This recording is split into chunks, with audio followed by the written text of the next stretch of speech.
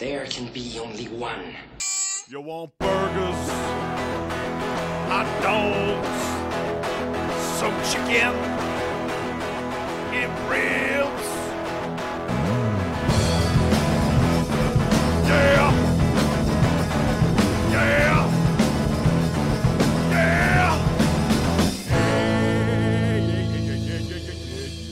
Night of the Horror File.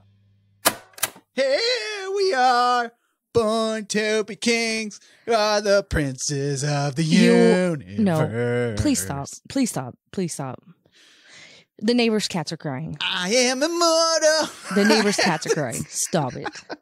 Oh my fucking God, this movie is a blast. I've almost bought like 3 or 4 swords. I've been holding back because I know you're going to kill me with them when they come in the mail. It's true. It's 100% true. Holy shit. Oh, well, you just tuned in the Night of the Horror File, a horror movie podcast where I take a horror movie or a genre film, in this case, an epic sword slashing film, and show it to my beautiful wife, Brittany, who puts her input. Sometimes she likes these things and sometimes she doesn't. Look, I'm a big boy. I remember the intro to the show. I'm a big boy now. I'm a big boy. I did the big boy things. Wow. Wow. So I can't buy a sword, is what you're saying. Why not? What could possibly go wrong with Lee with a sword? Could you imagine the neighbors? Everything. Could you imagine the neighbors just looking across? It's like, oh my fucking God, he has a sword now. Look at him. Just out there, dumb. my fat ass out there flipping a sword around. Yeah. You're cutting the first, like, when the lawn grows up and it's the first time the lawn in the down spring. with my giant sword. There can be only one. And then you cut your hand off. Ow! Ow! You know you would be a way bigger pussy than that. You have poison ivy right now and you just cry about it all the time. This poison ivy sucks balls. I bet if I had a sword, I wouldn't have poison ivy. Don't tell me how I jumped to that link, but you know, I feel like it makes sense. No, you know what would happen is your blade would get dirty and you would go to like wipe it off with your hand and like cut your fingertips off. Oh, fuck. Well, you may be wondering what the fuck we're getting at here. Well, welcome back to Listener Request Month. It's a month of fun times and off-the-wall requests.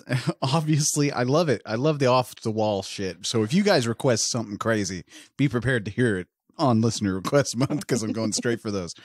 It's time for you, the listener, to hear our conversation and brand of whimsy on any movie you want. And this week is one unusual request requested by 10 listeners. 10. Now, I didn't want to pick one out of the 10. So we're just going to say the 10 listeners that requested this, and you know who you are. Luckily for you guys, I fucking love Highlander from 1986, and or Highlander, however you want to go. It's Oklahoma, so I keep saying Highlander. Highlander. I know, I spelled it wrong. I don't know if it's Highlander or Highlander. When I was looking for it, I spelled it wrong, and I was like, oh, it's Highlander, not Highlander. Yeah, I keep calling it Highlander. Highlander. This one strangely ties into our last week's film, Alien. And I bet you, Brittany's face right now. She's like, wait, no, no, you can't tie this into Alien. We left Alien back last week. We're done. We left Alien in space. But see, I mentioned. Or did we? There's face huggers in this, you guys. They're in the background. No, I'm playing. I'm playing. But I mentioned in that episode that Ridley Scott's first film was The Duelists from 1977. And while being an undergraduate at UCLA, Gregory Wyden saw this film, The Duelists, and it inspired his first screenplay in his screenwriting class. That's right. After reading his script, Wyden's instructor advised him to find an agent and get this thing to film. So after selling his student script, mind you, for $200,000, the bones of his papers became the screenplay for Highlander. You know, wow. Kind of goes to show you, no matter where you are in life, if you have a good story, you can get that thing out there. You know. Only if you have a good story. Only if you have a good story, you guys. Maybe, you know what? I'll watch your damn movie. You need to send me your stories. I don't care. If it's a shit story, I'll read it. You guys listen to me week on week. So you just narrate in a bad accent Yes. on the show. What was that one guy? His impressions are annoying at best. That one review we got, I was like, yeah, they're supposed to be, you fucking weirdo. I'm not going for Oscar. Like, they're supposed to be bad. I'm bad at impressions. That's the joke. If I was good at impressions, I wouldn't be doing this. I'd be doing that. I'd be doing voiceovers. Anyway, according to Wyden, this thing was a riff on that Duelists movie. His story it kind of involved a man finishing a duel over many years, maybe decades. An ongoing duel, just lasting through the decades and stuff. It kind of involved that. And even more influence came to Wyden when he visited a Tower of London armor display. And, you know, he kind of got to thinking to himself, what if you owned all this and was a part of every time period and gave someone a tour through all this at the same time? In fact, a scene much like this happens in our movie today later on, you know.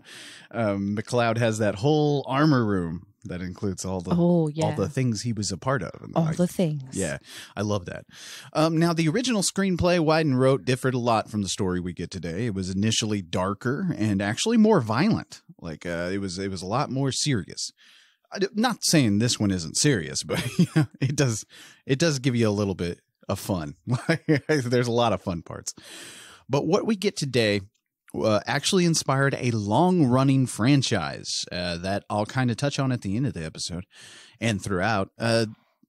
Man, this thing refused to be beheaded.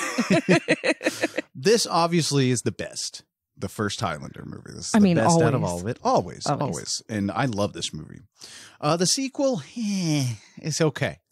Meh. It's okay. If you want more Connery and you want more Lambert, the sequel's up your alley. It's fine. After that, though, it starts getting real bad. It all goes downhill. The series was actually very good, the television series. Oh. And I'll talk about that later. But anyway, now the whole budget for this thing was put up by Thorn EMI, the record producers, who brought it all to Russell Mulcahy. Now, Mulcahy was mostly known for his work at the time in music videos for bands like Duran Duran, Bonnie Tyler, and Elton John, among other musicians. Now, his first feature film was actually a horror movie, 1984's Razorback, which that movie's actually really good. It's a very underrated film, and it's very dark. Like, it's about a giant killer razorback, and I know you're like, wow, that sounds stupid. And not really. How he does it, it's more of a, I don't know, it's outback terror.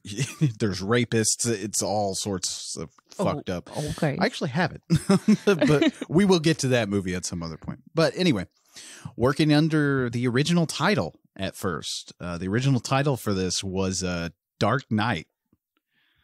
That's right. The Dark Knight. That was the original title of this, which is really funny considering we actually did get The Dark Knight later on. And totally different scenario. Totally different. That's a Batman movie. Not this movie. But, you know, the original screenplay went under revisions by Wyden himself, Peter Bellwood, and Larry Ferguson, and they sculpted it into Highlander, which we have today. It was shot on a budget of $19 million. Not low budget, but, you know, not super high budget. You know what I mean? They weren't right. This thing didn't have a lot of money, but I don't know. Enough of this intro. Let's dive into the world of Highlander. So the movie starts with a weird B-rated wrestling match. You know, I'm gonna have a B-rated wrestling match, and it's gonna be me and you, and we're gonna sell tickets to it, and then you're gonna die, and then I'm gonna win all the money and be the Highlander. Okay, there can be only one. Precisely. Oh, we went a good amount of time before our first There Can Be Only One. We're probably going to say that a lot. But anyway, a lot of people remember Highlander for the soundtrack, of course. Sure, the orchestral hits are very good in movie. And actually, the score to this movie is very good. And it works in to the rock tunes that we get throughout the movie. More specifically, people remember those rock tunes the band Queen lent to this film. Now, David Bowie, Sting, who was actually considered for the role of Connor McLeod at one point, and Duran Duran were all approached. And while I do love those three, I think Queen's music really lends itself to this movie. I agree. Yeah, just all the songs that are in this thing really work. And they wrote most of them for this. Oh, wow. Yes. Like the intro song, which we'll get in a minute. And I think they wrote 3 original pieces. Freddie Mercury wrote Princes of the Universe. Brian May wrote Who Wants to Live Forever. And damn it, I can't remember that third guy's name. I'm terrible, you guys. But he wrote Kind of Magic, I believe is what it was. I don't know. I might be getting that wrong. But anyway. Okay. 3 originals. 3 originals. You know, there are moments where those songs hit and they get you in the emotions, man. There are, especially those 3. Yes. Honestly, So we get a little teary-eyed. To live forever. Yes, that song gets me. I think if I don't know what it is, but I cry at that scene every time. Oh my geez. It gets me. I didn't even And cry. I think it's Queen. I think I was like, if you took Queen's music out of this, I probably wouldn't be crying as bad. But it gets me. We'll talk about that later. But I've always felt Freddie Mercury was a nerd behind closed doors because, I mean, they did the score for the film Flash Gordon. You know, Flash, he saved every one of us. Yeah. All right. We'll I have no idea. Well, we'll cover Flash Gordon at some time. Don't you worry. Okay. The filmmakers actually just expected them to do one song, just maybe lend a song to the movie. And that's what they expected them to do. But after these guys watched 20 minutes of Highlander and read the script, they were like, oh, we want to do like 3 new songs for it. And you can have some other songs too. Because we get One Vision, we get A Kind of Magic, we get freaking, what's that other song? Oh, I don't know. We get a bunch of Queen songs in this movie. So anyway, the movie starts with a weird B-rated wrestling match. I don't know if it's B-rated or not. There's not as many people there as I thought there should be at a wrestling match. I don't know. Yeah. I don't know. Well, this is where we meet Nash. He's watching the match and having flashbacks of medieval. Is it medieval times? Yeah, sort of. Yeah. But a war. Scottish Highlands. You know those battles that they used to fight during that time? They would actually fight them naked. Sweet. Yeah. Obviously, they couldn't do that in this film. Have the whole cast just randomly naked.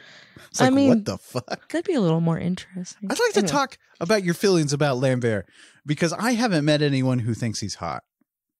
Who dat? Connor McLeod. Come on. Okay. Christopher Lambert.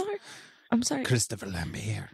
He looks too much like I'm Christopher Lambert. I'm in this movie. He looks too much like Brendan Fraser. Is that his name, Brendan Fraser? Yeah, I think so. You said that, and I don't know if I see it. Hold on. Maybe I'm thinking of the wrong person. I think you might be thinking of the wrong people. Now I have to look up Brendan Fraser. Yes. Really? Yes. I'll have to look at a picture of them side by side sometime. Oh, no, just in this movie. Just in this movie? Oh. And mostly like the parts where he's fighting. What movies was Brendan Fraser in that I... The Mummy?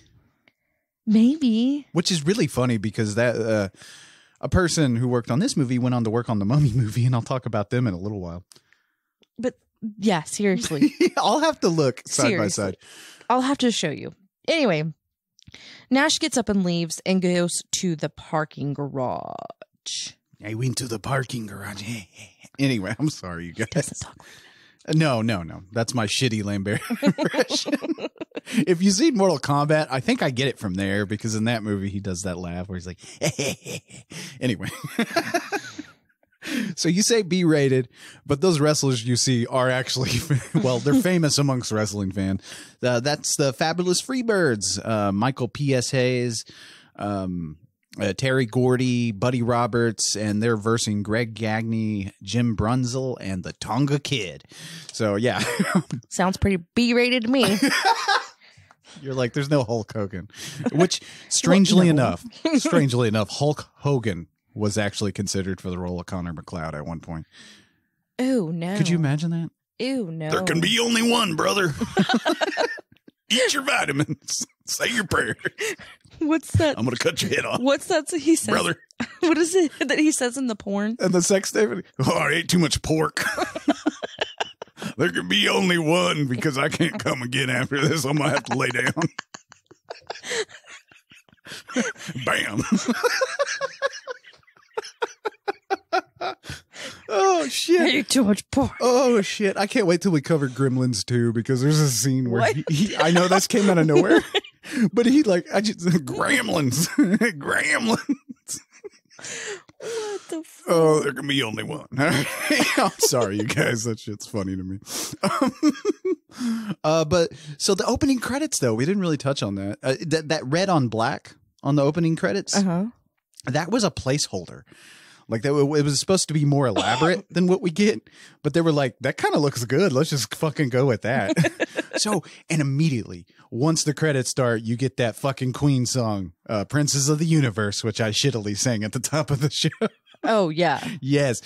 And you're like, oh, this is going to be fucking badass. Oh, it's very yeah. True. You're like, oh, all right. By the way, you also get some dialogue from Sean Connery there. Now, there's a slight echo to that. And you may be thinking that's more of a stylistic approach, right? No. Sean Connery. Well, I fucking love this. Why do we have the giggles? Because I don't know. Are we smoking weed? We no, haven't not even today. touched the pipe. But like, I love it because the stories about Sean Connery on this set are hilarious because like this was a paid vacation for him, first of all. And I'll talk about it later. Okay. But anyway, they recorded that little opening dialogue in his bathroom in his Spanish villa. Why? Because he wouldn't go. He ain't leaving his Spanish villa. He's out there. You're going to get him there. But he had to do it in the bathroom? Was he taking a shit? I don't know the story behind that. I've just heard on the commentaries and a few stories that like he recorded this in his bathroom, and I get it. Probably he was probably taking a shit. Right. And he's like, "Well, you're not gonna get me to come out of this bathroom, so you best just record it through the door." Oh my gosh! Slide me the paper. I ate hot wings last night. Oh my God. I'm sorry, you guys. Didn't you just love that Sean Connery impression that I seriously took time to get right? No. Wasn't it amazing? No. I hope that guy just like trips and falls on his face. Why? I don't know. I don't know why that bothered me. Out of all the shit comments we've ever gotten, I've been called the F word, all sorts of things, and that we're pushing our gay agenda all the time. We've gotten that a few times. Oh, nice. I think it might be the same guy, which, keep him coming, guy. It's a source of hilarity, but I don't know why the impression thing stuck in my craw a little bit, because I'm like, it's not, that's the joke. I thought you were going to say something about Sean Connery. I was like, what does Sean Connery do? Sean Connery didn't do shit to me. I was like, wait, what? Sean Connery's a national treasure. I was like, what happened? And why do I not know about this? Anyway, so he recorded that shit in his bathroom. But I like that Connor would be going to wrestling matches. It makes sense, because it probably reminds him of those battles in ancient days, as we will find out. So should we kind of explain... No, we don't really have to explain. Well, now you're going to have to talk about it because you brought it up. Okay. I call him Nash when he is Nash. Brittany likes to stay in the continuity, so she's going to call him Nash in the real world. When he's Nash, yeah. And Connor when he's Connor in the flashbacks. And the reason I do that is to keep it straight in my brain. This is how my brain works, because I am going to lose myself. So I was going to say, should we explain that? But then I was like, no, they should have already watched the fucking movie, so they should know what the fuck I'm talking about. And if you don't, then we already fucking explained it. Which, by the way, if you do find yourself wanting to watch this movie, it doesn't matter if you watch the regular version or the director's cut. I think the only version available now is the director's cut. So you're basically going to find that everywhere you look for this on streaming. But, there's slight differences. And I think it's like scenes are put in different places and stuff like that. So all the stuff we're going to talk about on this episode is going to be in the movie version that you'll watch. It just might be in different orders. Oh, okay. Yeah. I got you. So Nash runs into a man named Facile. Facile pulls out a sword, and Nash has one too, because, you know, just take swords to wrestling matches. Well, as an immortal, yes. You gotta make sure I your didn't sword is know always this. beside you. I didn't know this the first time I watched it, okay? Which, by the way, first time watching is like, were you like, whoa, okay, sword fight. Yeah, I was. I was like, the first 10 minutes. Okay. I was like, what the fuck? It's like Queen wasn't lying when they hit me with that fucking song. Right. So they're sword fighting all over the parking garage, and they're really fucking some shit up, okay? Mm-hmm. Nash ends up cutting off Facile's head, and this blue light goes through, like, comes out of Facile and into a car, and all the cars start to move and, like, blow up. Yeah, it's our first little introduction to what we'll learn is the quickening. And I've learned in my notes when I was making sure that what I say on here is fucking true. Especially since Sean Connery's dead. Like, I can't really, you know, I hate to tell a story that isn't true. But anyway, but I learned the quickening is actually a term when a baby takes hold of the uterus, like when it first forms in the uterus. The first movements inside of the womb is called the quickening. Oh, that's weird.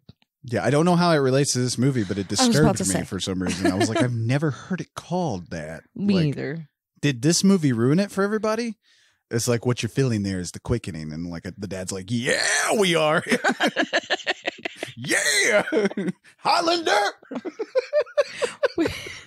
So they're like, "Okay, doctor's meeting. We got to stop calling it the quickening."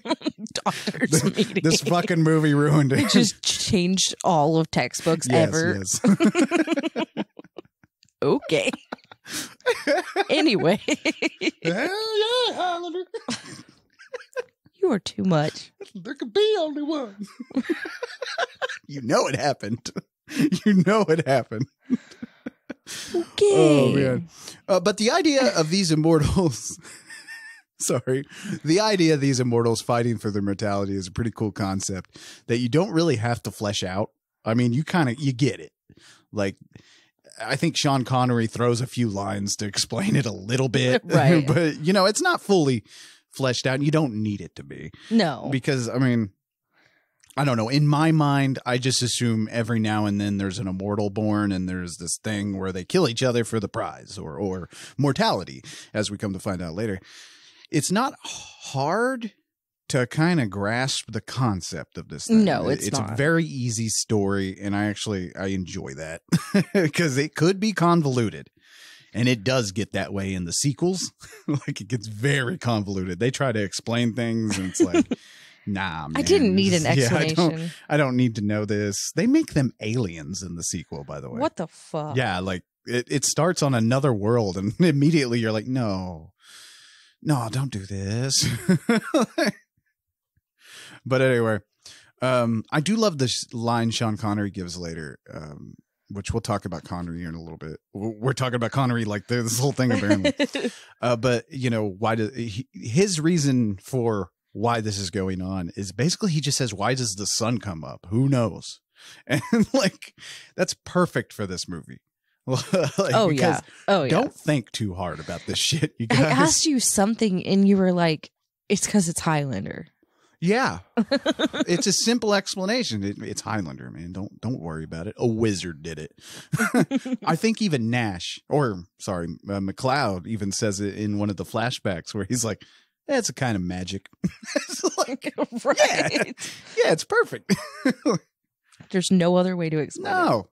And now one thing is, how the hell did he get the sword in his coat?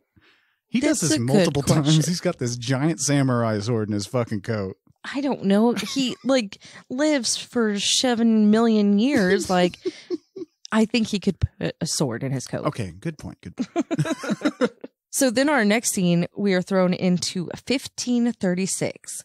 A group of men are going to war. One of the guys that is going, it's his first time in war, and his name is Connor McLeod. This is Nash.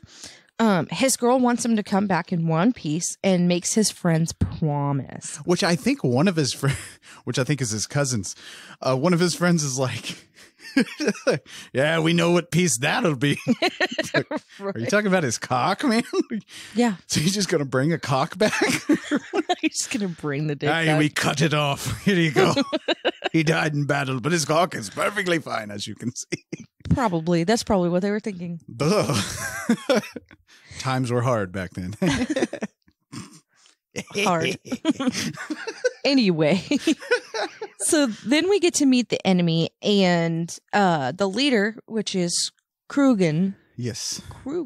says that he wants Connor and nobody else is allowed to kill him, I guess.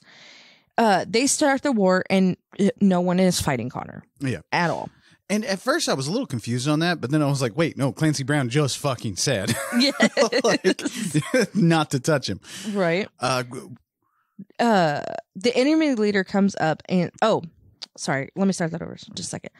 Krugen ends up going up to and stabbing Connor, and his friends fight him a little bit, and Krugen says that they will fight another time. Yes. Clancy motherfucking Brown as Krugen.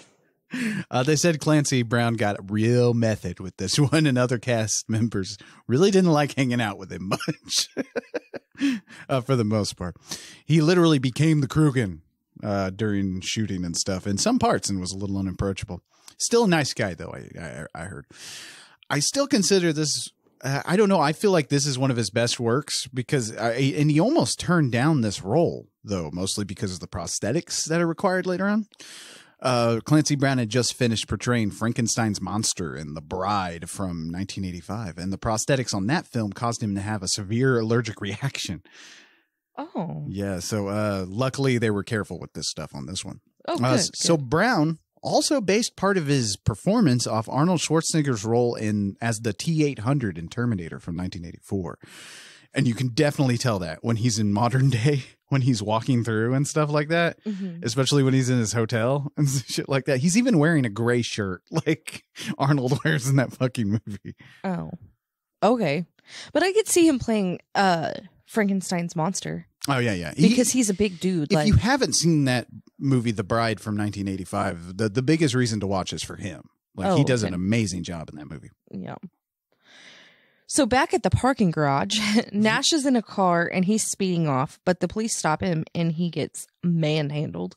Why did I use that word? I don't know. You just wanted to use the word manhandled I at some guess time so. in your life. I guess so.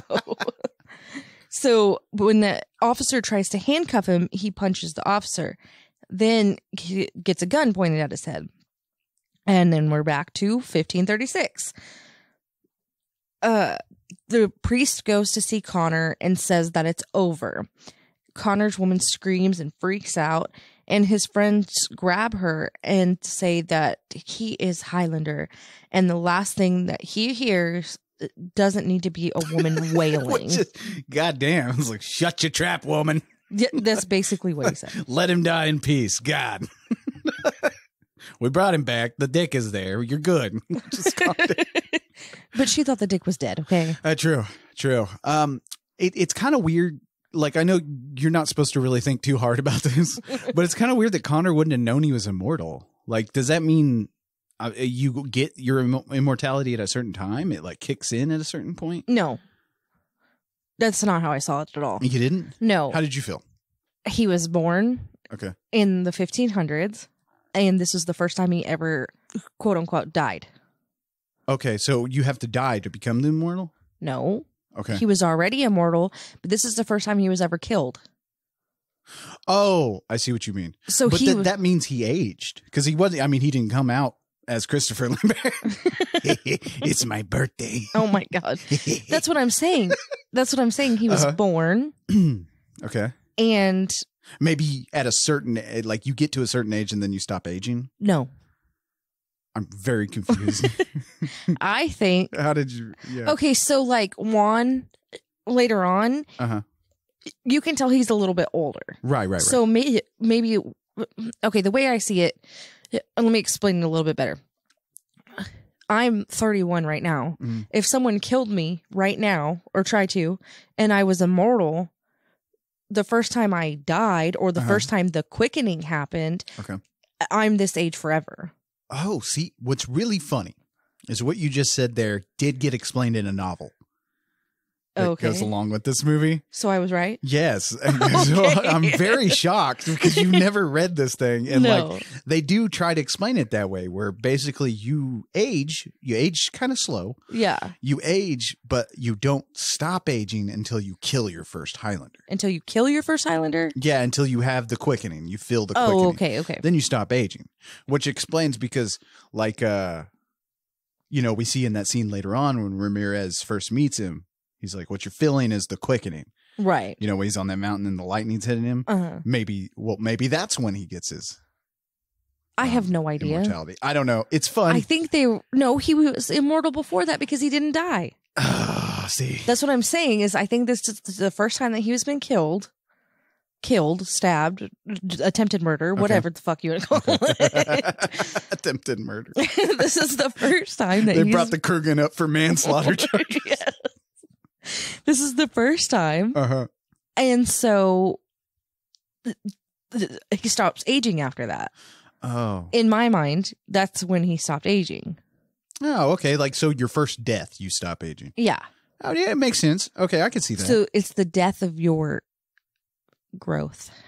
What's really funny is none of this is in this movie. It's just like, I don't know how they do It's it to where it's speculation. like, this movie is the one movie where any of the things where you're like, well, that doesn't make much sense. All of a sudden in your brain, it just explains it for you.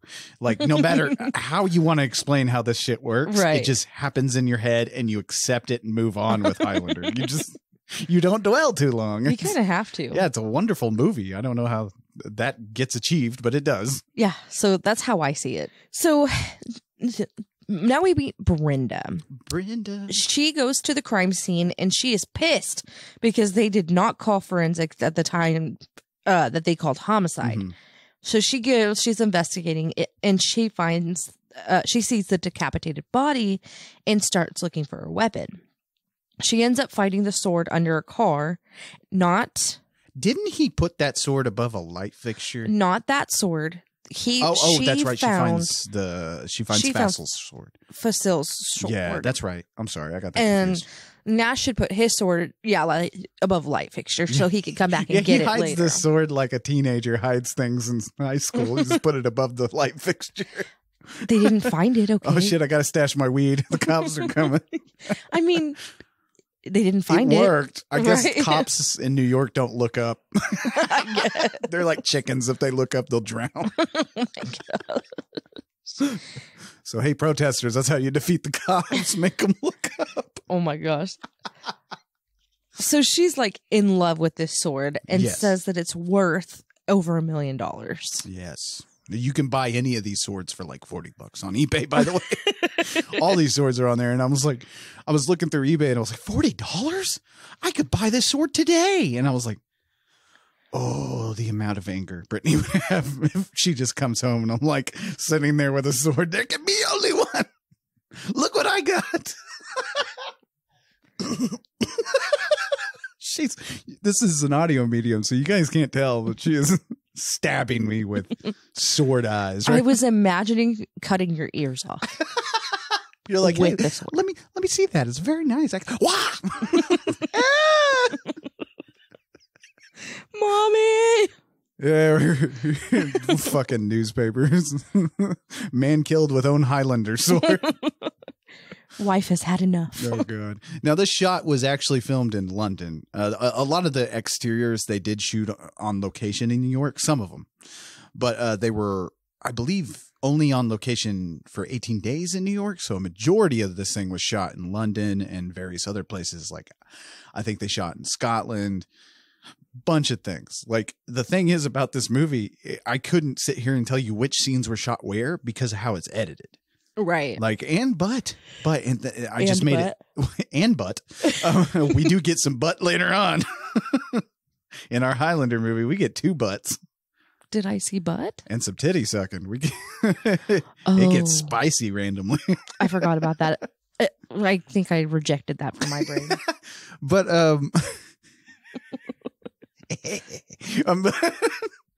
but no, like it's edited to where it all flows together. Yes. And you don't notice that it's in different spots at different times.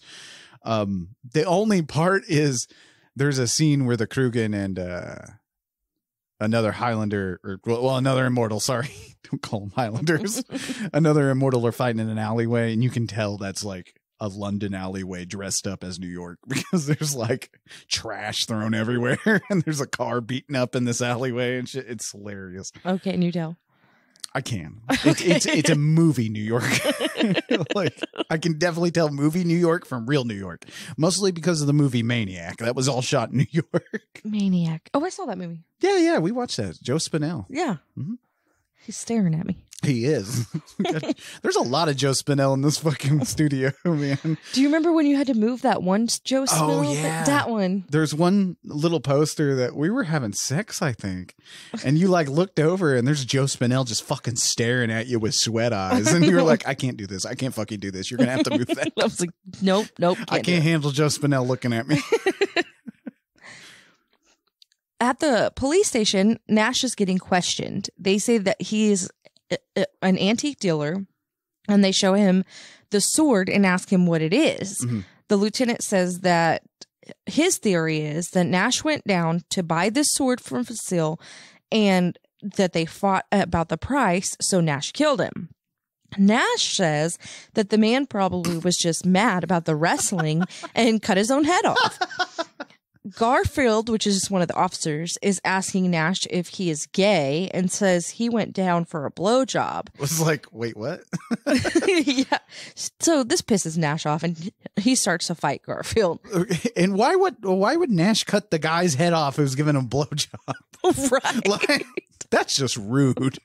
Like, I don't understand that. So they split up and because they were fighting, and Ash asks if he's Ash. Fuck, I've seen too many Ash things. The Patreon episode, the Campbell Hour. Be sure to subscribe. Alien. Oh yeah, they just do had say it. Ash and Alien. Oh Yeah. shit. See, connected to Alien. Connections are there. Anyway, Nash asks if he's under arrest. They say no, so he just walks out. I do think there's a line here that kind of does help explain away Lambert's accent, because it's, I don't know, he tries to do a Scottish accent in this film and stuff, and it's kind of there, but it's not quite. It's still Lambert's thick French accent, but it kind of gets shot down with that line where he says he's from a lot of places. So Right. you kind of do, in modern day, his accent here kind of helps. Well, I'm sorry. The line kind of helps explain his modern accent we have here, which is not from anywhere. Like, it's Right. like, It doesn't make a lot of sense. But so like that line kind of helps with that. Like I said, don't think. Don't think too hard. Nope. Don't think too hard. You'll start discussing. You'll get your head chopped off. Yeah. There can be only one. That was a nice relaxed one. If you guys are out there, drink every time we say there can only be one. You'll be fucking shit-faced by the end of this episode. But at the time of casting, Christopher Lambert didn't speak a lot of English. Mulcahy found Lambert from a magazine ad for a film he shot about Tarzan, where in that movie he doesn't say a lot. So, he's Tarzan in that movie, I believe. But it was his eyes that sold him. And his eye. Okay. What? His eyes. Okay. Yeah.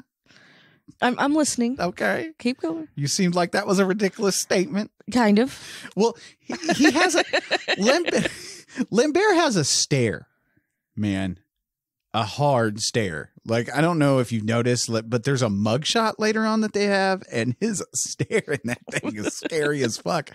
So it was his eyes that caught his attention, and I still want to know what you meant by that. I don't know. It just caught me off guard. Oh, okay. So to help with his dialogue, though, and his dialect, most of all, Lambert worked tirelessly with a dialogue coach, like to help him learn his lines and learn how to basically how to speak English. Nice. Like, this is a crash course on how to speak better English in this movie for him. And I think he does a great job. I mean, none of this, you can tell he's not reciting lines phonetically. You know what I Right, mean? right. We've seen a lot of movies where people are doing that, and you can fucking tell because there's no like, you can tell when someone's phonetically reciting their lines because there's no emotion behind the eyes. Like there's no Oh, yeah. emotion there. They're just saying words. They're just reading. Yeah. Um, but he does a wonderful job here. Now, Lambert wasn't the first choice for McLeod. As I said, Sting was offered the role, but strangely, Kurt Russell was also actually cast as McLeod. Oh, wow. Yeah, we could have had Kurt Russell in Highlander. That would have been odd. I don't think Kurt Russell could do a Scottish accent, first of all. It would just, I have a feeling it would just be Snake. There'd be Snake Plissken in this movie. Oh, okay. Yeah, you said Kurt Russell, and I was like, I don't know who that is.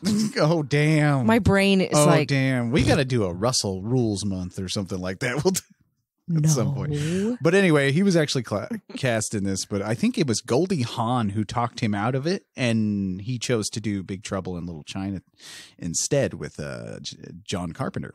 So, and I'm glad. Like, first of all, for Big Trouble in Little China, you know, that's a great movie. But I can't picture Kurt Russell in this movie. I can't either. I love Kurt Russell. He's one of my favorites, but I don't know. I think he's too what is the word I'm looking for? Too abrupt for this role, because McLeod is actually really, like, to me, Okay. he's very straight-laced compared to the other immortals. I understand, because Like, I Christopher don't know how to Lambert in this explain. movie is very He's very damn, it is very plain. hard to explain. Yeah, it is very plain. Like, like he's just, I mean, he's got emotion and stuff like that. No, he does a great job. but- I'm really thinking of his looks. Like, if you're looking at him, he's not like, he's not jump out at the screen hot. You know what I mean? Or like a fucking No. supermodel or anything like that. no, but he's also like, he's kind of scrawny. Well, I don't know, because you don't see What's him. great you don't is- see his muscles. Like, Right. What's and stuff great like is I love this character because of that. And we'll talk about yeah, a remake that's in the works. So we'll talk about at the end my of the God. show. But I like how he looks in this movie, how he's just blending in, because that's what he looks like. He looks like Yeah. he's blending in. he's just like some dude from I mean, New York. he's wearing sneakers and a sweater for most of this fucking episode Right. and a big old trench coat. I mean, that's all you get. He's pretty normal. Yeah, yeah. There you go, normal. I do feel like Kurt Russell probably would have like brought like too much yeah, to this movie. Too I much. agree. He would have brought too much personality, first of all. Let's just say that. yeah, I agree. He's just, I don't know. Yeah. Okay. Anyway, I'm sorry. Oh my God, stop. So then we see Crugen driving and listening to the radio, and he says well, over the radio, they're talking about the man that had died. Yeah. Facile. He says he knows who the man is that died. He goes to a hotel room, pulls out a sword, and starts doing sword moves. Which, by the way, this sword is badass because, first of all, it's like a fucking sniper rifle. He takes it out in pieces Right. and snaps it together and shit. is so cool. And then he starts doing what I would do if I owned a sword. Swinging it around, doing his moves. There could be only one. By the way, his sword is thick. He's got a thick boy sword. He's got a thick boy sword. It's a cool one. Like, I want all the swords from this You know movie. that thing's fucking heavy. Yeah. Well, McLeod's sword is the same way. I mean, the one he doesn't use in modern times, you know, the one he has before he gets Ramirez's sword. That big ass one yeah. that says McLeod, that one's fucking badass. Well, yeah, back in those times, yeah, they had like thick thick swords. boy swords. Yeah. Yeah. Thick boy swords. Anyway, I want all the swords from this movie. so a woman walks into his room and says her name is Candy. This will come up later. Yeah. And he's like, of course you are. Of course. That's actually a line from a James Bond movie. Funny enough. I believe, I can't remember which one, you guys. There's all the Bond movies blend the fuck together to me. I'm not a giant Bond fan, but I did enjoy the Connery movies. I do love those a lot.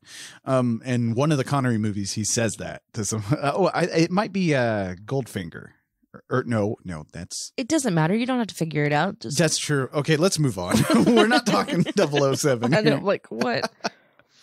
So back at the police station, Brenda's looking at all the evidence and is finding something that she doesn't like. She goes back to the crime scene and Nash is there too. I think he went back to get his sword. Yes, yes. She hears the noise, gets scared, and runs away. So she goes to a nearby bar and then she sees Nash. He asks her about Madison Square Garden because that's where they were. That's where this parking garage is under Madison Square Garden. Which, by the way, at that very beginning scene in Madison Square Garden, did you notice that cool crane shot that comes in? That was where they come in from the top and they go down. There's a lot of cool shots in this movie. There's a lot of cool camera work, but that was actually designed the way they did that. I forget what it's called, but it was designed by the same guy who did the Steadicam, which we talked about Steadicam at length in our 3-hour episode on The Shining. So, oh my God, we were sweating and smoking cigarettes by the end of that episode. Go check that episode out if you want to learn more about the Steadicam. Oh.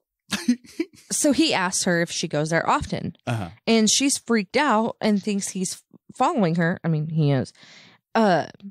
Then he offers to walk her home. And she's like, no, I can take care of myself. Yeah, tired looking guy in the trench coat. I don't want you walking me home.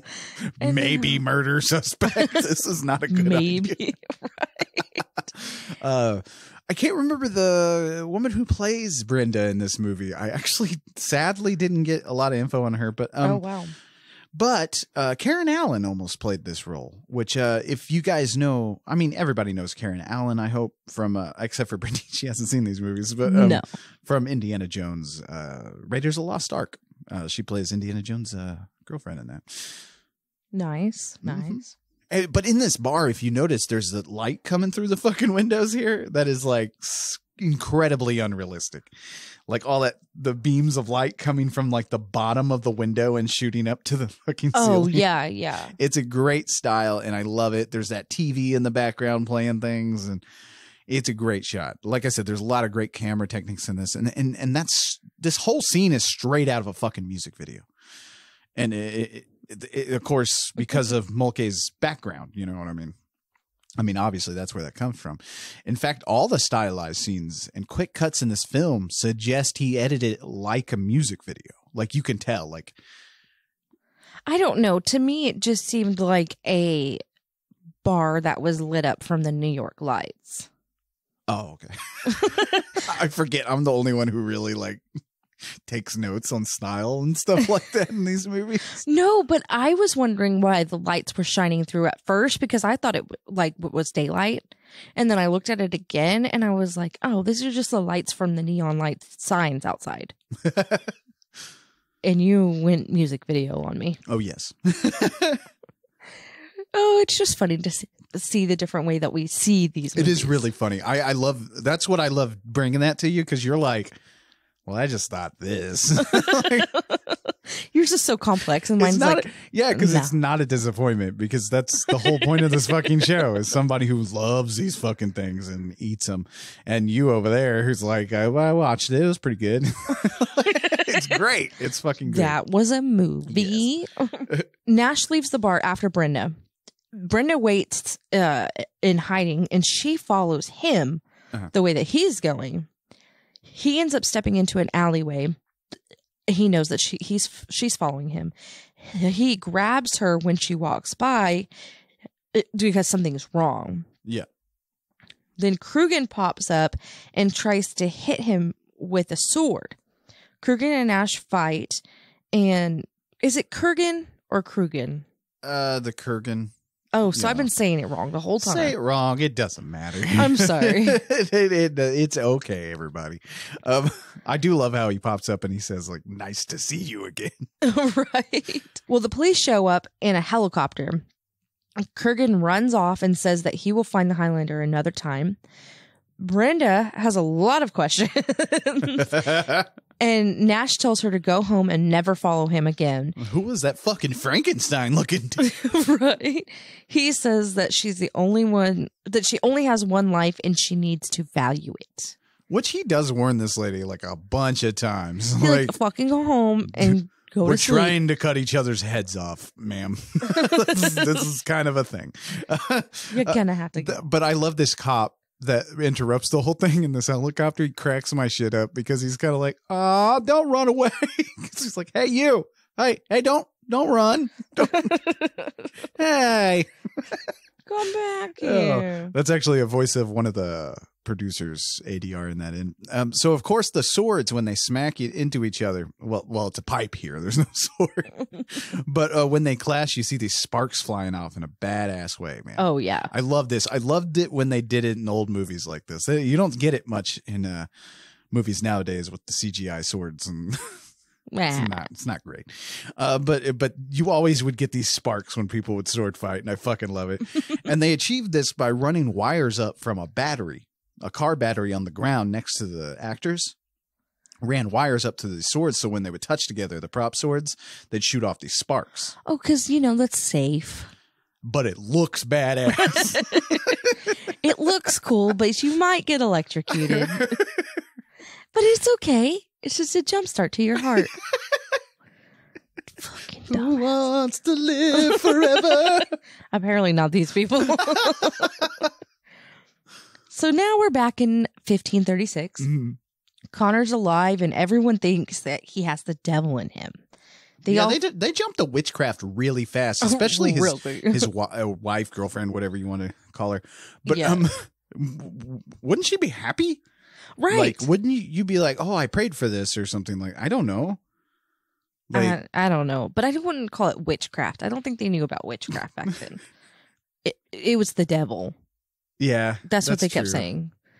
Not witchcraft. But you get what I mean. know. Like, I do. you know. I got you. I got you. But they're wanting to burn him here in a little bit. So they're all freaked out when he walks into the pub. They turn him away and beat him up when he says he isn't going anywhere. Mm-hmm. They all want to burn him at the stake. You said that. You said witchcraft, and it made me think that. A man named Angus stops them and says that they're just going to banish him, and he lets Connor go. Yeah, thankfully. But I didn't add this in here, and I felt like I kind of needed to. Okay. He's in one of those things. Stockade. A Yeah. stockade. And they just let him walk out, but he's got this stockade on. And I'm like, oh, fuck, how is he supposed to fucking get out of that shit? What the hell? They don't show him getting out of it, but I jumped into a heavy rock. can you stop? That's not how he talks in this movie. There can be only one. No. I sound like Ren from Ren and Stimpy. Yes. You idiot. Exactly. I do. I love the commentary because I listen to these commentaries on these things, and the commentary Russell Mulcahy gives on the Blu-ray. He's so fucking humble. He's sitting there talking about like, oh, a lot of these shots are really beautiful and stuff like that, really gorgeous shots. But when you're making a movie, you just kind of set it up and shoot it and just go about. And I'm like, dude. Like, boast a little. This movie is gorgeous. Because the thing is, in the editing with the music video shots, everything's beautiful, in this movie, especially the action scenes. I mean, shit, we get action scenes where we can see what they're doing.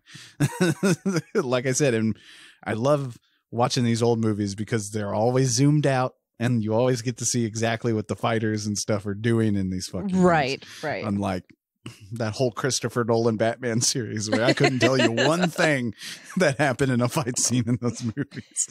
And it seems like they do that now with all these action movies Oh because my everybody gosh, wants to be yes. Christopher Nolan. So it's like, I don't need a POV shot yes, of fucking... please just the fight. zoom the fuck out and let me see what they're doing. I want to be a spectator to the fight. I think they're saving money on choreographers is what's going on. Well, that's dumb. Yeah, it just to pay the extra money. So you're please. saying that- to pay less to Robert Downey So Jr. you're- and show me an action Oh, scene. right.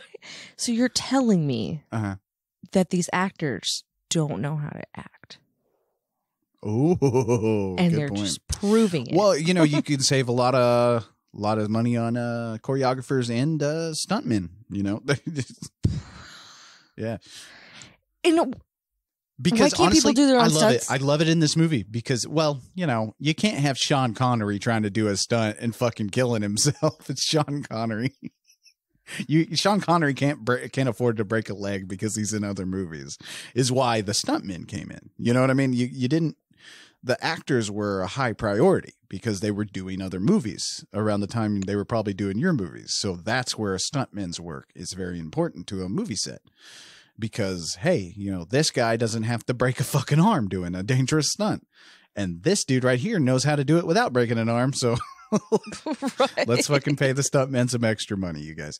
But anyway, like I said, especially the action scenes are very beautiful. And it's all paired with that score by Michael Kamen and the songs by Queen. And whether you enjoy this film's plot or not, Highlander is fucking great to look at. Like, this whole movie's awesome. Oh, yeah. So back in modern times, back to now. Back to now. The now? The Where now. are we now? Is it the now? The now. 1986. This is Or now. whatever fucking- This is now. I don't know when the fuck they filmed this. Where's then? I'm sorry. I'm doing a Spaceballs bit. Let's just go on.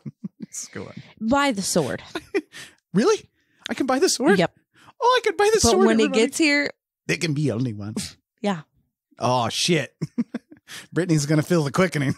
I'm here most of the time during the week, during the day. Oh god.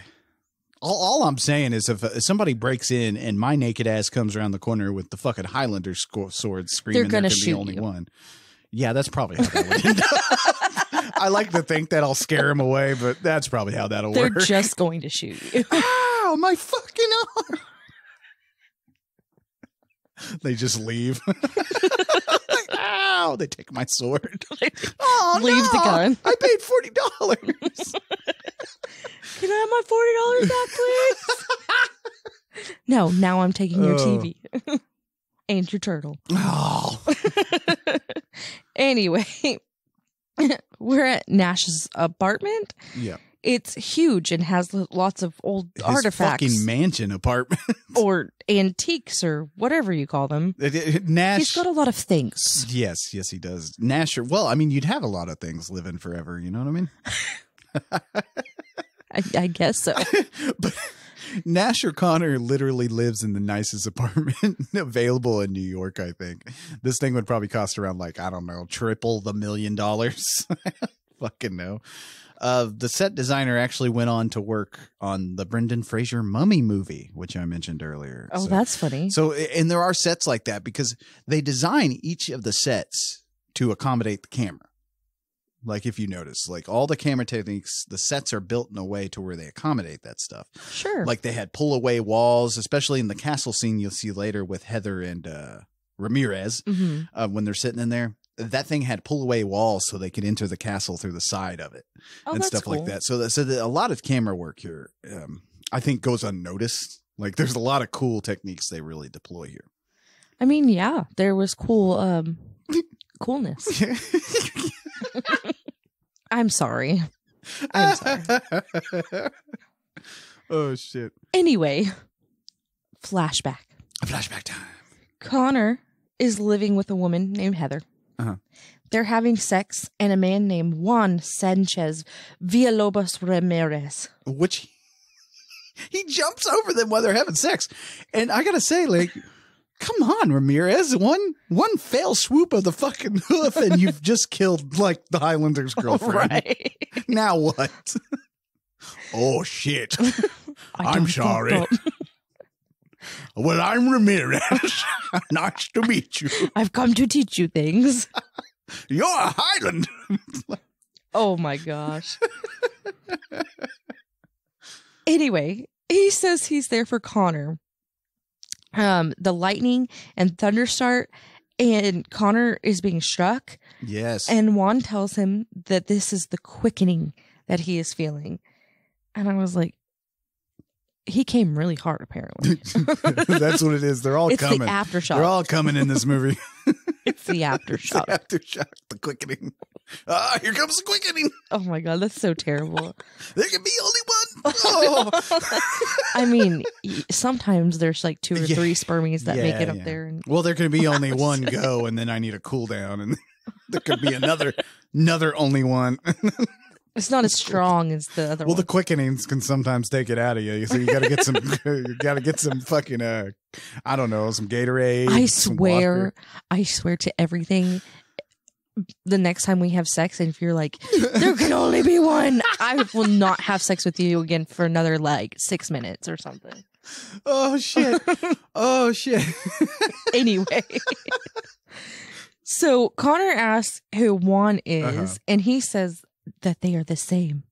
They are brothers. So this castle that they're at, we didn't really touch on that.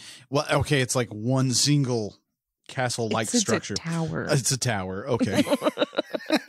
You're calling it a castle. It's just a brick tower. It's a castle to me because I don't own a castle. And I would love to own a castle and a sword. That castle was as big as our house. It's just upwards, not outwards. That's true. Actually, half of it was real and half of it was a matte painting.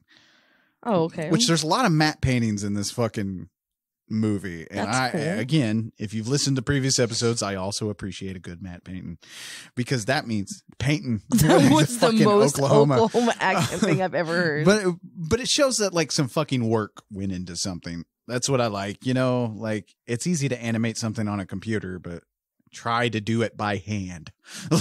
Right. Yeah. Right.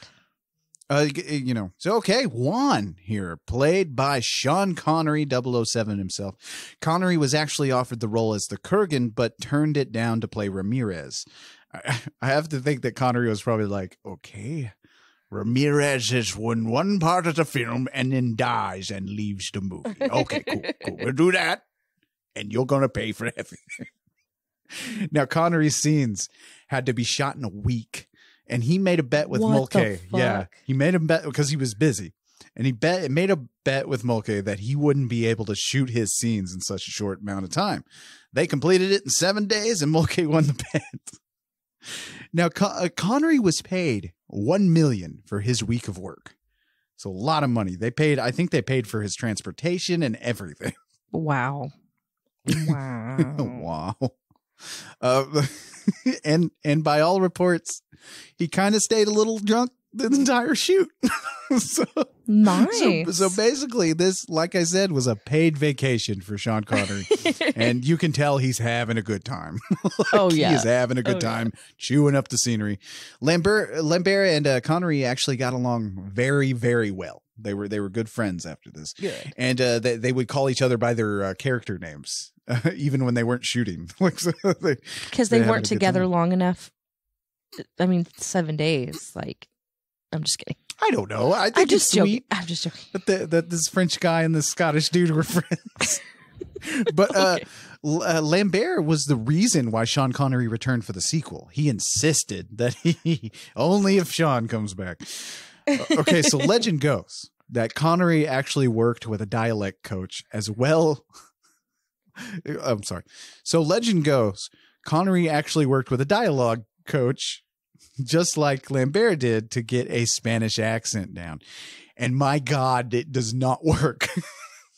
His Scottish accent is ripping through the screen at you in this thing. You have a Scottish man playing an Egyptian, maybe a Spanish guy named Ramirez. I think he was making a joke.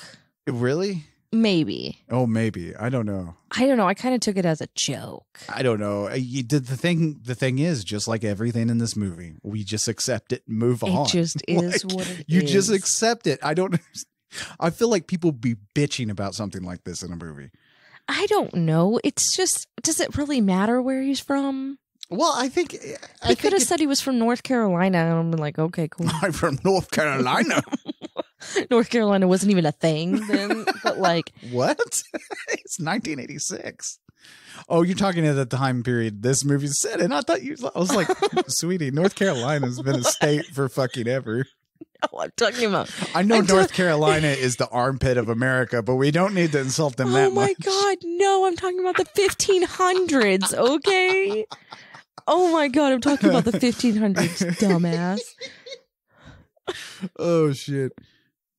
Anyway. Sorry. What was that noise? I don't know. That was a weird ass noise. Oh, I was like, what the fuck are you doing? You lubing up? I'm looping up. I'm rubbing itch cream on my fucking poison ivy right now. I'm sorry. I was just like, what the fuck are you doing? We're about to get it on. The quickening No. is about to happen. No. I mean, it is I'm quick. looping up. Hey. Hey, it's not that quick. Come on now. Who wants to live forever? I don't know. It Let's doesn't get back make to the any movie. Let's get back to sense. the movie. No, this would have been a good time to say there can only be one that comes. Come on. It's not me. Oh my I'm God. just joking. Oh my God. No. Exactly. No, madam. Exactly. Get back to the movie. Get back to the movie. You talk all this BS the whole fucking time, and now you're letting me talk about the movie. Okay. Oh shit. So at the police station, Brenda goes to have lunch with Lieutenant Frank. Mm-hmm. And she sneaks a peek at his file on Nash. Nash is at his place and finds a book on how to make swords by Brenda. That's not what it says. That's not the title of the book. I was like, wasn't it titled something else? How to Make Swords by Brenda. That's not what it was titled. I didn't catch that. I just knew it was about like a sword making. It's like one of those life hack videos online. Those shitty Those fucking 5-minute videos. crafts. Like how to make your own sword. And it's like broke a pieces of wood off the fence and shoved a paper clip through it. 5 minutes. 5-minute crafts. That's what they would do too. I fucking hate those 5 I do minute too. craft I get videos. okay. I get so irritated. Why do I get so mad? But I watch the whole fucking thing. Like where they made a shitty ass soldering iron with a paperclip and a fucking lighter, and I'm like, that's not how that. No. That's not good. If you left it on that long, it would fucking blow up in your hand. Don't do this. Anyway, flashback. I love that flashback. Juan and Connor are on a boat. Connor doesn't like the water, and Juan is trying to teach Connor his potential. So he just throws him off the boat. I love it because Connor's sitting there, he's calling him haggis and shit, and Juan's like, "What's haggis?" And he's like, "It's sheep intestine with stuff that." He's like, "What do you do with it?" He's like, "You eat it." He's like, "Ew." I was like, "Yeah, actually, ew." You like haggis? I've never had haggis. I know thought what you haggis said is. I thought you said you had. Have I had haggis? I don't know. I thought you I said don't know. you did. I don't remember this. No, blood sausage. Yeah, blood sausage is good, but it's still disgusting when you talk about how it's made. Yeah. So maybe I would enjoy haggis. I don't know. But he also calls him like a fucking Spanish peacock and shit. It's great. So Connor thinks that he's drowning, and Juan says that he can't drown. He's immortal. And he can actually breathe underwater. Okay, because my thing with this movie is the way it's composed. I guess I got to mention the transition where we zoom in on the fish tank in Nash's apartment. Oh, before the flashback. Yeah, and we zoom in on that, and it like slowly transitions into the lake. I fucking love that scene. It's seamless. Yeah. Like the editing and stuff, so seamless. And I love that because we're getting flashbacks, but the scenes don't stop to let the flashback in. It just feels like part of the story. It feels like it's meant to be there. It's not just thrown at you. I think they used what's called a prism lens, but I'm not going to go into that. I'll let that be. Do we care? But not really. I don't know if anyone cares about that except for me. But by the way, Lambert doing his cackle laugh underwater always gets a fucking belly laugh. He's like, oh my gosh. I mean, you would too if you could breathe underwater. That would be pretty badass. They actually like weighed him down in a pool to get this shot, like with a black background and some fake plants and shit. Oh. So he's actually in water. Like, so he would have to like alert the crew that it's time for him to breathe, and they would drag him back up so he could take a breath. So they could finish this fucking shot. What the fuck? Yeah, again. I ain't doing it. Again, some work went into this, you guys. You could not pay me enough money for work that. Work went into this movie. And I love to swim. I was on the swim team. Like, cool, but no.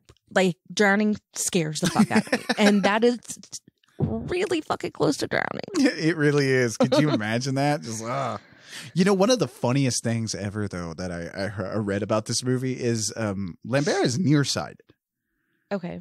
And he had to have glasses. He had prescription glasses that he wore. And sometimes he'd forget to take them off. So like Mulcahy would be shooting a scene where he's coming over the hill on a horse, and here's McLeod with these big old glasses on. I don't know why that makes me laugh so hard.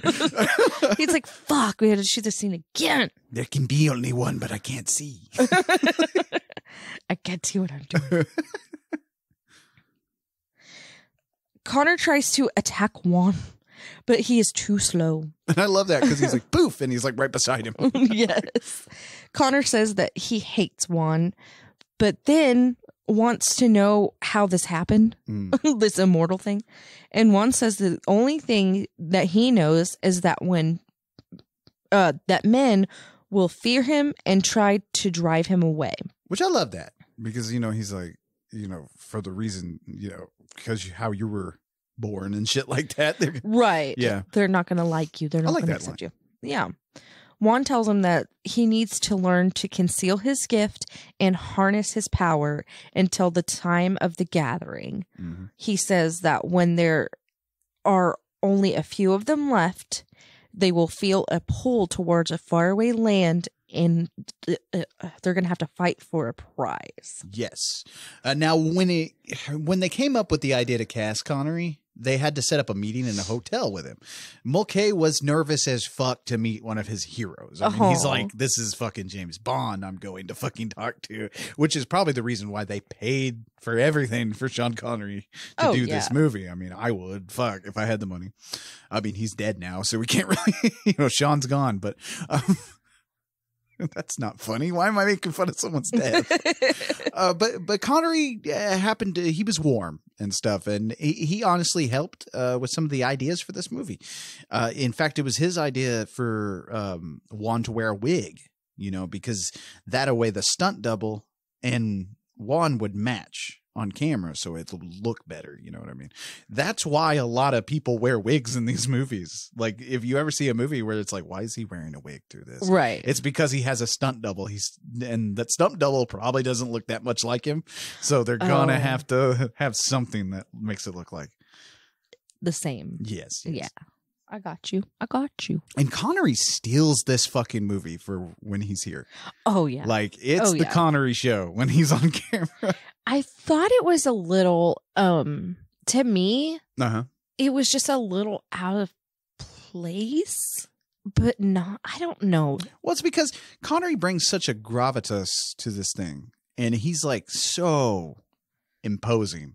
Right. Like, right. And that was one of the reasons probably why they wanted him to play the Krugen. Because, I mean, that's, if he was throughout this entire movie, it'd be a little different. Because that's what Krugen is. Yeah, but he's such a presence. Krugen? Yeah. Krugen. You said Kruger? I'm fucking confused. Freddy Krueger. When he checks into the hotel, he writes his name down. There can only be one. When he writes his name down, they're like, "Oh, Kruger." Yeah, Victor Kruger. Yeah. Yes, that's what they were calling. That's probably what was confusing you. But yeah, I think that's the reason why it feels odd in these scenes. Not odd, but it's just not. It's a little yes. It's surprisingly upbeat. Well, there you go. It's because of the presence I think Connery brings to this. Like, he does bring and it's much needed, actually. Because I mean, without certain scenes and certain things happening, this movie might be a slog.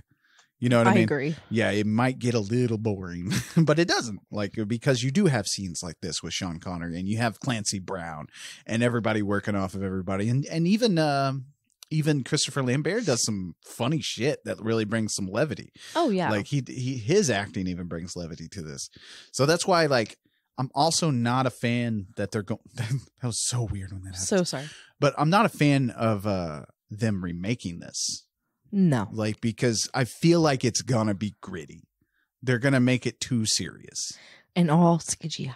Because this movie does have, it has a nice humor to it. Right. Like, it knows what it is. It's not trying to make you, it knows what it's doing. And it's not trying to sell you some bullshit. It's just like, hey, here's some badassness. Why don't you sit down for a good hour and a half and enjoy? Exactly. So they're doing training. And Juan tells Connor that his head comes off. If his head comes off, then that's how they die. I bet everybody was like, wait, their heads can come off? That's not what I meant. No. If their heads get cut off. Yeah.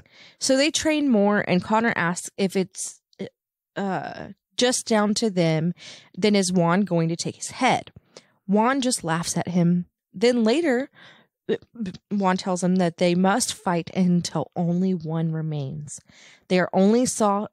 They're only soft. We're soft. You can get a sword through us pretty easy. Right. They're only safe on holy ground, and they cannot violate that law. So they finally finish training, and Juan wants to see how good Connor is with the sword now, and Connor almost kills Juan. He has a chance. Yes. But then he doesn't do it. Yes, and I suppose technically two Highlanders could just learn and, to live forever, pun intended, as friends, I mean, it's a sad existence as we come to find out because everyone around you gets old and dies. So question is, would you want to live forever? Who wants to live forever? Me. Who dares to live? Okay, sorry. Me? Really? Yeah. Like, I don't think I would. Because, I mean, as you come to, it's a fucking bummer here in a little bit that we find out. That's true. Everybody you love dies. I just wouldn't love anybody. I think that's what Connor tries to do. I think that's what Connor's trying to do. And I think that's why he's so, like, you said, well, you didn't say this, but I think that's why his, like, through most of this movie, his fucking, like, demeanor is really dour. He's not happy. Yeah. And so I think that's why. And also I have a theory about Juan. I think, because he asked him, if you'll kill me and stuff like that. He's like, he just kind of laughs. I don't think Juan wants to live very much longer. No, I don't think so either. Because he was living like. I think he's like. BC? Yeah. Was he there for the crucifixion, you think? Maybe. I had front row seats. It was all right. The weather was fine. Lots of screaming. Lots of screaming. Only on this fucking podcast would you get a joke about the Lord Savior Jesus Christ getting crucified. Only on this podcast. Wow. Wow. Oh shit. Was Christ a fucking immortal? You think? Did they cut his head because he rose from the grave? I think Christ was an immortal. Oh God, he was the first Highlander. Isn't there some shit about that in the Bible? I think so. Well, yeah, he came back to life. He didn't actually die. He had to go battle. The Krugen probably killed him later on. There can only be one. No, my son. Anyway. That guy smelled. Fucking hippie. It smelled like patchouli. Like patchouli. Anyway. I killed Christ. Oh, God. Okay, before we go to hell. We're there. Oh, we're going to hell. So Connor tells Juan that all he wants is a family. And Juan says they cannot have children, so that's not possible. Yeah. Connor says that Heather isn't going to be happy about that. Mm-hmm. And Juan says that Connor needs to leave her. He says that, here we go. Yeah. You even have it in your notes. That's awesome. He says that he was born in 2437. No, he was born 2437. That's not what I meant. He was born 2,437 years ago. I was born before they started saying the year of our Lord every time they said it. He says in that time he has had 3 wives, and when the last one died, he was shattered and doesn't want Connor to feel that. Yeah, and man, this scene at the fair and market type place that they're at, like, it makes me miss a fucking Ren fair. We need to go if they open back up. But anyway, Sean Connery. Like I said, he adds a real depth and really classes up the joint in this thing. The thing that really sets Highlander apart from movies like this is the emotional heart it has. Like, this movie is pretty emotional. It has some emotion in it. And you might see posters and trailers and think this is like a turn your brain off action movie. And it is for the most part, but like, it also has that heart to it. And it's got a wonderful center that kind of sucks you in. Yeah. And I didn't expect it. I was wondering that. I did not expect it. I thought it was going to be straight action. Yeah, because I showed you the trailer, and that trailer makes it look like just an action movie. Yeah. Run-of-the-mill action movie. But we'll wait till the end, and I'll tell you. Okay. So Juan tells Connor about Kurgan. He says that Kurgan is the strongest of all immortals and the perfect warrior. And if he wins the prize, the mortal man would suffer an eternity of darkness. And I wonder about that because, like, they don't really explain that too much. But, like, I thought the prize was mortality. But maybe it's different for different immortals, I guess. I have no idea. Because, like, how if he became mortal, wouldn't that be okay? Like, they just shoot him a bunch. Like, I don't... You're right. Yeah. Like it's Highlander. Right. It's Highlander. Let's move on. So now, where the fuck did Connor go? I have no idea where Connor is during this scene, but what the fuck? Anyway, Heather's having drinks with Juan, and he jumps up because he feels something weird, and he tells her to leave. But before she can, Kurgan busts through the door. And you're right. Like, he does just kind of see you later movie. Right? I'm going to the market. I was just like, why? Okay. Yeah. Through this whole thing, he's either been with Heather or Juan. So now Heather and Juan are together, but where the fuck is Connor? Isn't that dangerous? Like, right. Anyway, the door there was made of balsa wood, and Clancy busts through. Obviously, he's not going to bust through a real door. I don't even know why I mentioned that. But now Clancy Brown had been waiting around to shoot, so he was real anxious, during this. So when they did the first take, he got too excited and busted the door and actually hit Connery in the head with his sword. Oh no. So of course Connery got pissed off and stormed off the set. And he's like, I'm on vacation, damn it. This is supposed to be where's my whiskey? but Clancy, he had to apologize a bunch. So a lot of drama there. Okay, prissy pants. Get your drink. I think Sean Connery gets a pass. He can be prissy if he wants. I mean, he's dead now. I don't know why I keep referring to him like he's still here, but why does he get a pass? Because he's Sean fucking Connery. I mean, Jesus. Did he have the world's largest dick or something? I'm confused. He was Bond. Okay, weren't there like six other Bonds? After him, he was the first Bond. Oh, yeah. Okay, it'd be cool if I actually saw a Bond movie. He did a bunch of Bond movies too, and he started getting real fat and balding by the end of it, and it was just lovely. I love the later years Sean Connery Bonds. So I have to tell you something. Okay. Since we're talking about Bond so much. Okay. You know how much I didn't know about movies? How much? I thought James Bond was Charlie from Charlie's Angels. Oh, no. Okay, so oh, hear me out. I've never seen a Bond movie. Okay? But you hear of Bond. Uh-huh. Right, Uh-huh. I'm Bond, James Bond, whatever. James Bond. Well, so I'd never seen this person. And so then I see Charlie's Angels, and I'm thinking, oh, that guy's Charlie. Bond is Charlie. But he's got like a code name, I guess. No, I don't know. I didn't even think about the name. They're not related. Apparently. Not related at all. Not even in the same universe. In my brain, it was. It was all one thing. People would be like, yeah, James Bond. I'm like, yeah, I saw that fucking movie. Oh, man. If you want to watch how misogyny was fucking accepted, go watch those early Sean Connery movies. There's literally a scene where this lady, because he's at the beach, and this lady brings him a drink and he smacks her ass, and she's like, "Thank you." Walks off. It's like, oh God, oh God, thanks 60s. Right. So, Kurgan wants to know where Highlander is. They start to fight, and Juan throws him off a balcony thing. A balcony? I don't know. The staircase? Whatever. They're in the tower, first of all. Right. The house. Yeah. Yeah. But of course, this doesn't hurt him. So they fight more, and the building starts to collapse. Yeah. Kurgan stabs Juan and asks him who the girl is. And he says Heather is his girl. Uh-huh. And Kurgan says he's going to take her. then he yells, "There can only be one," and cuts off Juan's head, and then takes Heather. The only one. And like I said, drink every time we say there could be only one. So take a drink, everybody. I'm sad. I know. He killed Juan. I know. Because like I said, with Sean Connery's acting and shit, you get connected to this character like in a short amount of time. Oh, yeah. And yeah.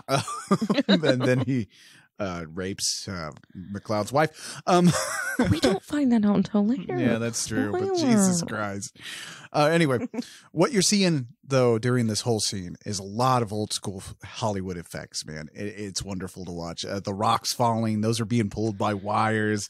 It's all set up and choreographed, and the background is this glorious matte painting, and you got like the fake rain and thunder. It's lovely. Oh yeah. Which I think the whole thing, this whole scene feels like a classic swashbuckling movie, you know, like Errol Flynn and Basil Rathbone. I don't know. You don't know anybody. No. You don't know anybody there, but that's okay. No. The sword work was done by Bob Anderson, who actually did work with Errol Flynn and taught him how to sword fight in those movies and stuff like that. Cool. And he trained all the actors here.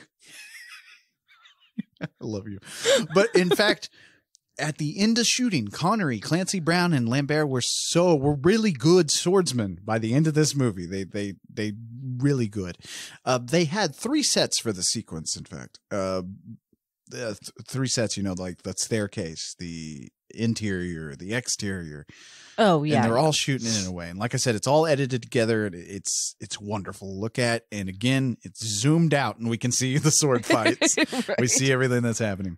But it's so dark, especially this scene. It's very dark, and it's got this comic booky feel to it as well.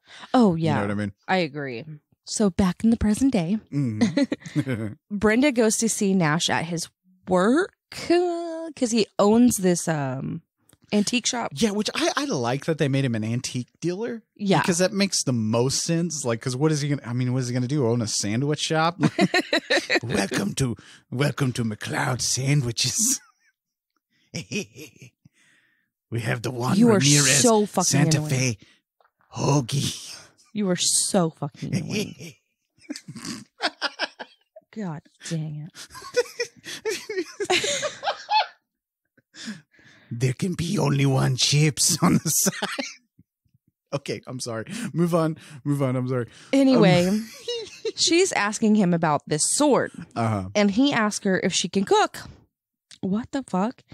And she asks why. And he says that they can have dinner together. But, okay. Thanks, 80s. Right. So this is like a few quick scenes put together. Yeah. So I'm bouncing around. But one of these guys goes back to like a detective or something, goes to the lieutenant and tells them that he saw Brenda at Nash's shop. Then we see this weird mini scene where Nash is talking to a woman named Rachel about the people asking about him, and he says to tell them that he's immortal. Now, Rachel, We'll go into Rachel. I know, but I had to explain. So the scenes with Rachel were actually added later. So that's why they don't make sense. Yeah, well, I think they make sense. It's actually lovely. There were several inserts, scenes that like this, and the one coming up. In fact, you're going to go into it. Rachel is actually the girl in the World War II scene. I get. Yeah. So she's like an adopted daughter to Nash. So that's kind of explains why she cares about him so much throughout this, because in this director's cut, and I'm assuming most people have seen this and are seeing it, because like I said, it's the one version that's on streaming. I don't know anywhere else that has the like original theatrical, but anyway, it kind of explains why she kind of approaches him through these scenes, because you can tell this character cares about him. Right. And so yes, like there is a scene left in the theatrical where she does approach him and says something, and you're like wondering, because all this shit's missing, and you're like wondering why the fuck does she give a shit? Right. Right. I guess that puts like a human quality to Nash. Yeah. It gives him a richer history, I think. Right. Like, because we do, all we're seeing is the stuff through I mean, the Highlands. Right. All we're seeing is that stuff. Right. When he's McLeod and he's in the Highlands and stuff like that, and the stuff with Ramirez. That's all the flashbacks we're really getting. So I like that they include the World War II scene that you're about to get to, because you're kind of wondering that, like, well, what's he doing through time? Is he hiding during some of the historical events? And by including that, you know that, yeah, he's lived through all this stuff. Right. You know, right. and it makes sense. So much stuff. Yeah. So we're now thrown back into World War II. Uh-huh. We see Nash there, and he's just running through the gunfire and smoke, and he hears something in a building that he's kind of hiding in, and it's a little girl named Rachel, and he takes her with him.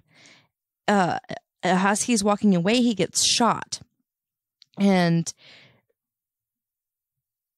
this is where we see that the man that shot him was a Nazi. And I love it. Like I said, he looks at the girl and she's like, "You didn't die." Right. It's a kind of magic. Right. It's like, oh, that's the song. That's the song. It's the Queen song. It's a great song. He said the song. But yeah. So he ends up killing the Nazi. Which I love when he kills this Nazi. Because he's like, "You're the master race, Jack," and just blows this fucking Nazi away. I love it.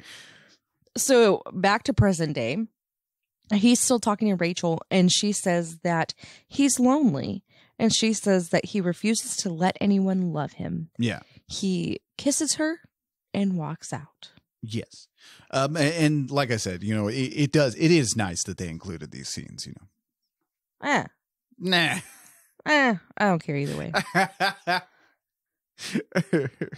You're like, we're getting enough emotion. Let's get to the sword fights. Yes.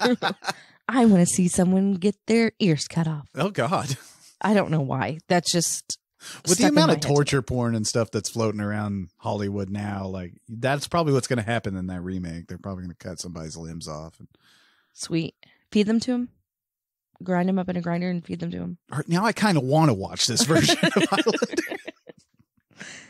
Anyway... Brenda is getting ready for her date with Nash because he's coming over. Uh-huh.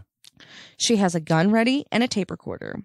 He goes in and she's like freshening up or whatever. He goes in and finds her gun he automatically. Finds all this shit right away. And I got to say, like, it's in the worst hiding spots. Oh, yeah. Like, the top drawer. A fucking box on top of the fucking dresser. Right. Then he looks outside and sees that someone's watching the apartment. Yeah. Then he also finds the tape recorder. They have a glass of brandy, and he's reminiscing on the year 1783. Which I know that seems weird to you, but I do like that scene where he's like sitting there because he takes that big sniff of brandy. Yeah. And Mulcahy got that idea from a lunch he had with somebody who ordered a bottle of nice wine, I believe he said. Mm-hmm. And when he took that cork out, he smelled the air. Yeah. And the guy was like, "Well, why are you smelling the air?" He was like, "Well, if you think about it, when this was corked, it was 1953. So it's like I'm traveling through time.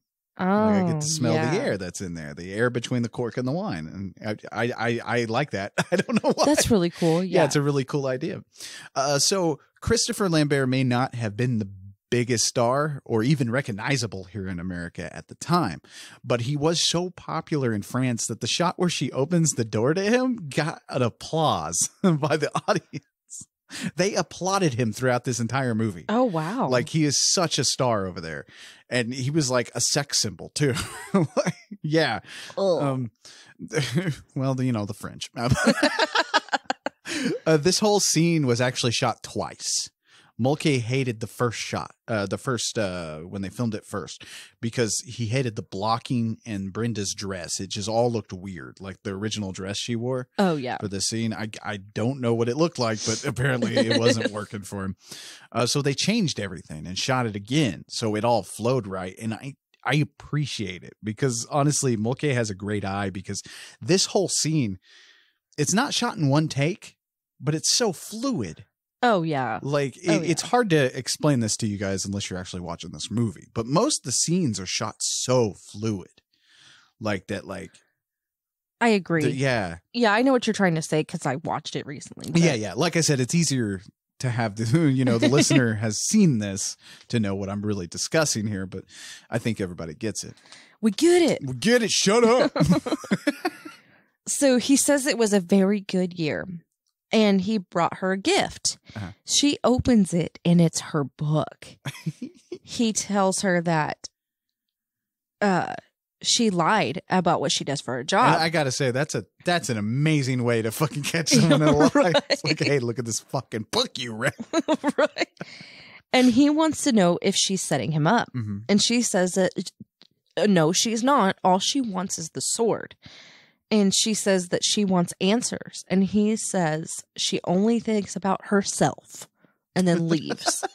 And I was like, well, hang on. Wait a second. My whole thing is... You might be the fucking murderer. Right? Well, no, my whole thing is like, she only thinks about herself, but did he ask her to do anything for her? Like, right. Was he asking anything? Maybe the date. Maybe that's what it was. Yeah, good point. Because he wanted an actual date. Yeah. That's a good read there. Because I was wondering, because I know he kind of thinks she's up to something, but yeah, maybe it was more, he was thinking he was going on a date. Right. Like a legitimate thing. But still, why would he bring her book, though? I don't know. I don't know. I know. I'm confused. Because, I mean, we already saw that he has this book earlier in the movie. We see a shot of him looking at it, How to Make Swords by Brenda. By Brenda. But now in an interview with Clancy Brown, he said that there was much more dialogue explaining the lives of the immortals. And obviously they trimmed that down, to keep the action flowing and stuff like that in this movie. Keep the action flowing. Keep it flowing, baby. And there could be only one. Now, and I believe that idea for more, for diving more into the lives of these immortals and stuff got used for the basis of the Highlander television series, which normally I don't really like to push television series based on movies because they tend to be lacking. You know what I mean? I don't know. I just don't care for them. It's just, why do I want a drawn out version of this? But I don't know. It works. Like the television series really does work. And it was great. It won some awards. It was on for 7 seasons, like 7 seasons of that. And it wasn't bad. Like it follows his descendant, Duncan MacLeod. And even Christopher Lambert appears in the pilot episode and Duncan MacLeod passes on the torch to Duncan. I know it sounds ridiculous, but it's actually an okay TV series. No. Okay. I'm just stuck on the name Duncan MacLeod because it made me think of Duncan MacLeod, like you're calling your balls MacLeod, like my. I'm gonna dunk my MacLeod in you. Yeah, Duncan MacLeod. I don't know. My brain is. I don't know. You're in a weird sex Connery thing going on. Taking a shit. Anyway, no. I don't know. We're getting loopy here. But so a lot of people have asked me, where to start with this. And obviously my advice is, well, the main movie. I mean, go to the first movie, watch that. If you're a completist, you can go on to those sequels, if you want. They have something. Each one of them has something to latch onto and have a good time with. Christopher Lambert is in almost all of them. There's even an animated television series you can watch, which is decent. But I would say, if you just want more of what we're seeing here in this first Highlander movie, just go straight from that to the television series. And you'll be fine. It kind of continues. Right. Yeah. That's awesome. So back with Heather and Connor. Yeah. They are still together and rebuilding their lives after their home got destroyed by Kurgan. Yeah. Heather eventually grows old and Connor stays with her. She's dying and she says that she doesn't want to die. Wait, right before this scene when they're living life and stuff, right? Right. Who wants to live forever? They're doing all these life things together. Yes. And this song is playing. Oh God. And then it's just so sad. Yes. Anyway, she's dying and she says that she doesn't want to die and she wants to stay with him forever. Uh-huh. and she asks him to light a candle and remember her on her birthday. Yeah. Then she doesn't want him to see her die, but he stays with her and tells her a story. And then we see where he... Okay, I don't understand. He puts his sword into the ground, but behind him is a fire going. Yeah, so, he burnt down the house. Okay, Yeah. but I was like, did he bury her or did he burn her? I don't know. I don't know either. Maybe he buried her, but we didn't need. Could you imagine if they drawn it out and showed him burying her? No, we don't need that. This is tough work. I mean, we don't need that, but I'm trying to describe the movie, so I don't know what to say. I don't know. I'm assuming she dead. Yeah, she's dead. Let's just go on with that.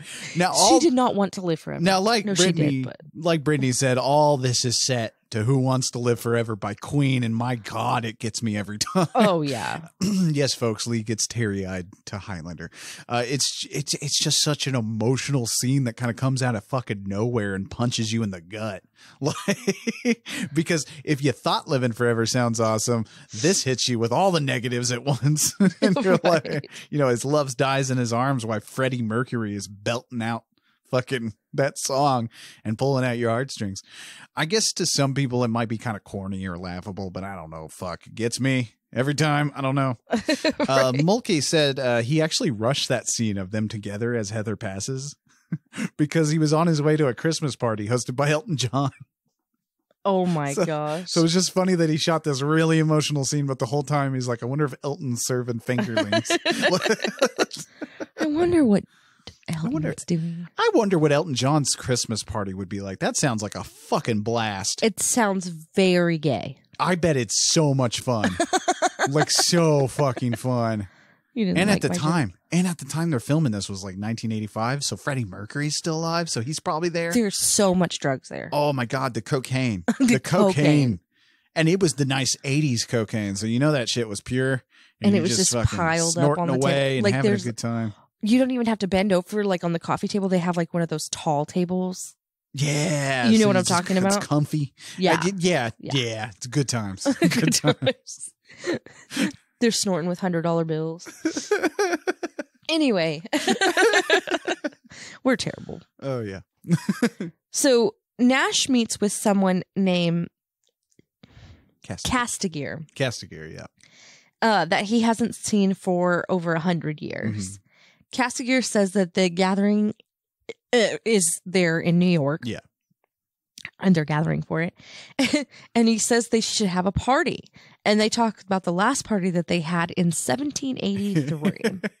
This is where Connor got drunk, sword fought with like some dude. Yeah, they're having a duel because he kind of says it, but apparently Connor called this dude's wife a fucking cow or something. Yes. Well, he keeps stabbing him, but obviously Connor's not dying.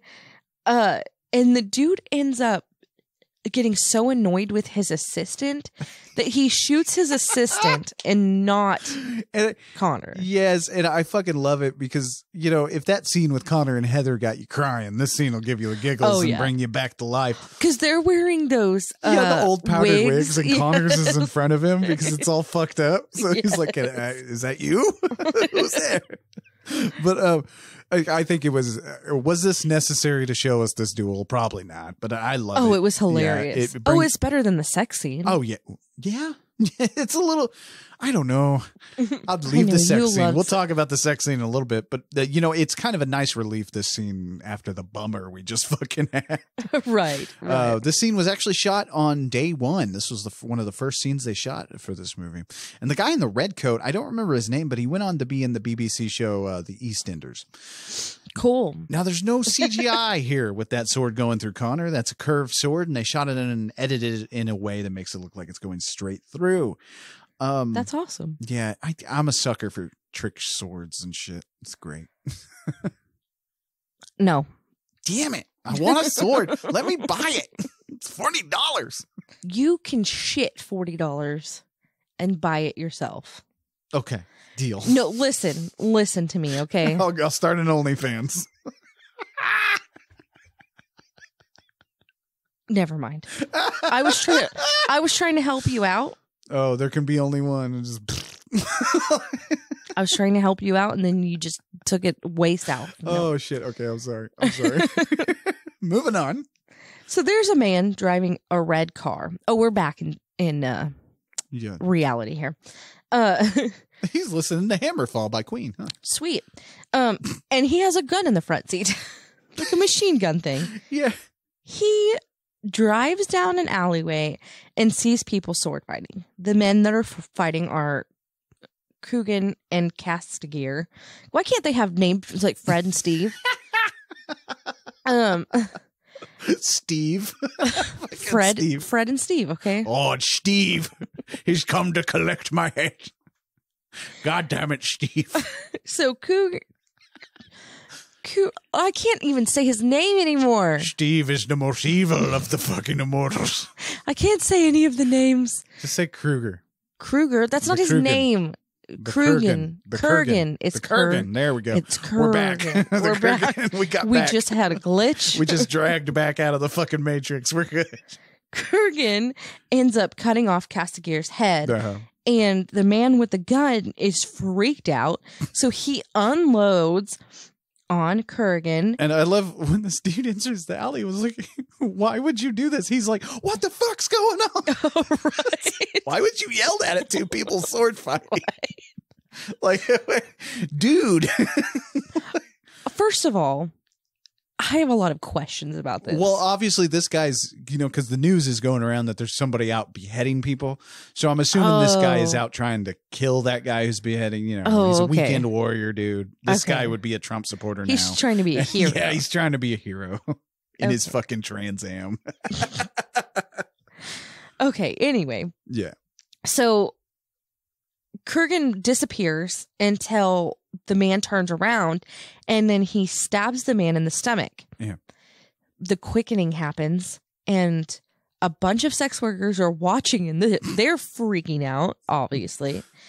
All the windows in the buildings burst out, and fires get started. Yeah. Kurgan carjacks these old people's car and takes the old woman with him, and he calls her mom. Hi, Mom. And then we get this weird thing where she's like standing up in this car because it's like a it's not a convertible. Well, he cut ripped the fucking the top of the off car of it. off. Yeah. And she's standing up and she's like, Daddy, what? What is happening? I'm so fucking you were confused. Like, whoa, this movie entered nutso territory. Yes, it did. It always does with from here on out, whenever the Kurgan is on fucking screen, we're in nutso territory. It's lovely. Now I love Clancy Brown. He's done the voice of Mr. Krabs from SpongeBob, and nice. and had a role in Pet Sematary 2, which he kind of saves that movie from being ass. He's the best part of that movie, but he's the one actor that freaks me the fuck out for some reason. I don't know what it is. Even though every story I've ever heard, he's like a big old teddy bear. He's just played so many imposing people, Mr. Krabs aside. I just feel like I wouldn't have the courage to ask for his autograph. He's just very scary to me. Now, the explosion that blows these windows out, that was so powerful that the police came to the set to see what the fuck just happened, because they really did explode these windows out. Like, because there's an old building that was going to get torn down, and this was in London. Nice. So, like, they blew these fucking windows out, and this is like thick ass glass, because over there in London they had some thick glass on these buildings. Now, like they said, from like 10 miles away, police were coming to see what the fuck this thing was. Also, there's like, we get a lot of the lightning and the old school animation effects here with the, with the Castigier raising up and stuff, and Kurgan going through the quickening. I love that. And I don't know why I like it over the CGI stuff. I don't understand, because I mean, it looks cheap. Right. But I just love the animation. I don't know what it is. Because it looks like a comic book. Maybe. It looks more fantastical than if CGI tried to make this look real. Right. Because we don't. I don't know. We don't need it to be real. Yeah, I like this in my fantasy movies. Right. Cheap and easy for you, huh? Exactly. Cheap and easy. It's like pizza, this movie, It's not what I thought you were going to say. The grosser, the better. Ew. Not sex. I'm not talking about someone's vagina. I wasn't talking or about dick. sex either. Like, that's the opposite. You don't want the grosser. No. You stay away from those. No. It's not better. It's not better, people. If it's oozing, you Yeah, stay away. Stay from away. It. But, like, a gross ass pizza is pretty good, man. I guess when you're high. Oh, maybe that's what it is. I like good pizza. Yeah. Anyway, the guys at the police station are trying to figure out what happened. Mm-hmm. Everyone that was there wouldn't tell what happened because, snitches get stitches and shit. I don't know if I'd rat out that guy. Nope. A fucking Frankenstein looking motherfucker with a sword. Nah, I'm good. Yeah, I was in that alleyway, but Yeah, that guy didn't have a gun. I'm not telling you shit. He had a sword. He's sure of himself. Right. I ain't going with this one. So they go and see the man that had the gun in the hospital and show him a picture of Nash. And he says that's not the man that stabbed him. Yeah. That man's freaking out and says that he's not safe. You put yourself in that fucking situation, dumbass. What the fuck's going on? But he agrees to work with a sketch artist to find out what the man looks like. Mm-hmm. Then he tells them something, but we don't get to hear what this is. Yeah. Now, the detective in the light blue suit here is John Polito, the bigger guy, the bald dude. Yeah.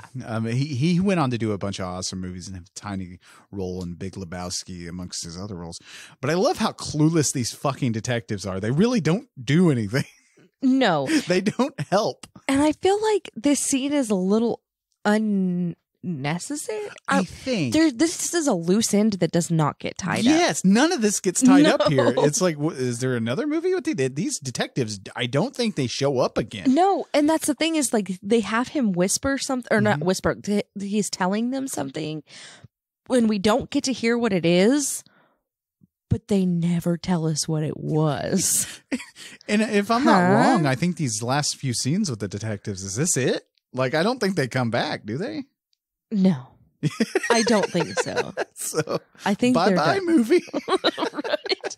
And it seems like I think if I was going to cut anything, I'd cut the detectives out of this movie. Yeah, I agree. Because I feel like they don't really add much. Like, we know the cops are investigating this shit. They could just be background detectives. It doesn't have to be like scene after scene of these guys. Right. Because like we said, they don't add anything or take anything away. But I don't know. They were like, "Oh, we can't pretend like the New York Police Department doesn't do anything." I'm pretty sure if somebody was going around beheading people at this time in New York City, I don't think anybody People ain't doing shit. Nope. So this scene really confuses me, and maybe you can help clear this up. Okay. But Brenda goes to a library. We kind of talked, and I think this was the scene where I was like, I don't know, it's Highlander. Because she goes to find Nash's birth certificate. Right. And you were like, are birth certificates just public knowledge? Like, you can just go find. I don't know. I honestly have no clue. I don't think it would be because unless because she is a detective or whatever the fuck she is at the police department. Maybe this is actually not like a public library. Maybe this is the library at the hospital. Oh, it could be because she's I didn't even put that fucking together. I just now thought about that. Yeah, I didn't. I mean, I thought I keep forgetting that she is working with the police. Right. I just keep thinking she's some sword lady. Like sometimes because she's like Swords by Brenda, Right. Swords by Brenda. Okay. So she goes to see the doctor from when Nash was born, and he says that the mother died after giving birth and that Nash died right after. Yeah. Then she goes to see her friend that looked into the owners of Nash's house. Yeah. Okay, so what I understood from this is because it was very complicated to me. What I understood from this is the house has been owned since the 1700s. And when a normal lifespan of a normal person, when they should die, what Nash does is dies, quote unquote, and then leaves the house to an unborn child. Okay. I guess what he There has can be only one. I guess what he has done is he's found a woman and a child that have died during childbirth. Okay. So there's only birth and death records for them, I guess, or whatever. Or for the child, at least. And what he's done is he's killed himself off, left the house to that dead child, and then becomes that dead child. Yeah. Yeah. Does that make sense? Yeah, that makes sense. And so... Remember, it's Highlander. Right. Right. So he owns the house, but left it to this dead child. He is the dead child. Okay.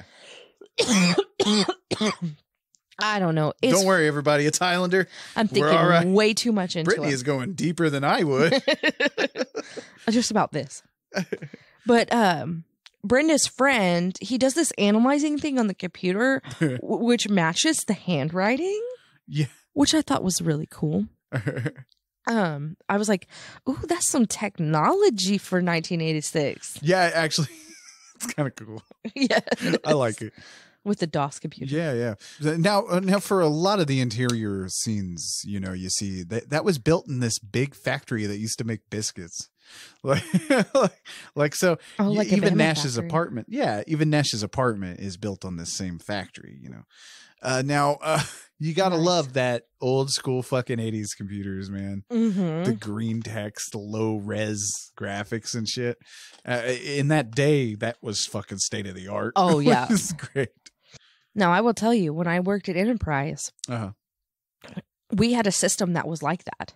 Really? Yes. Old DOS looking shit? Yes, you could not type, or you could type in it. You could not click in it. Yeah, that's you had DOS. to tab. Yeah, that's DOS.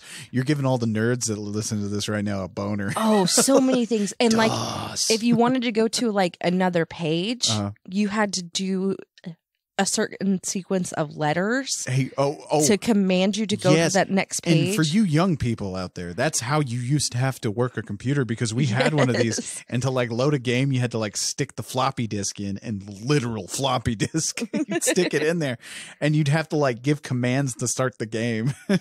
Yes. Yeah. Yes. It's pretty cool, I thought, but whatever. Yeah.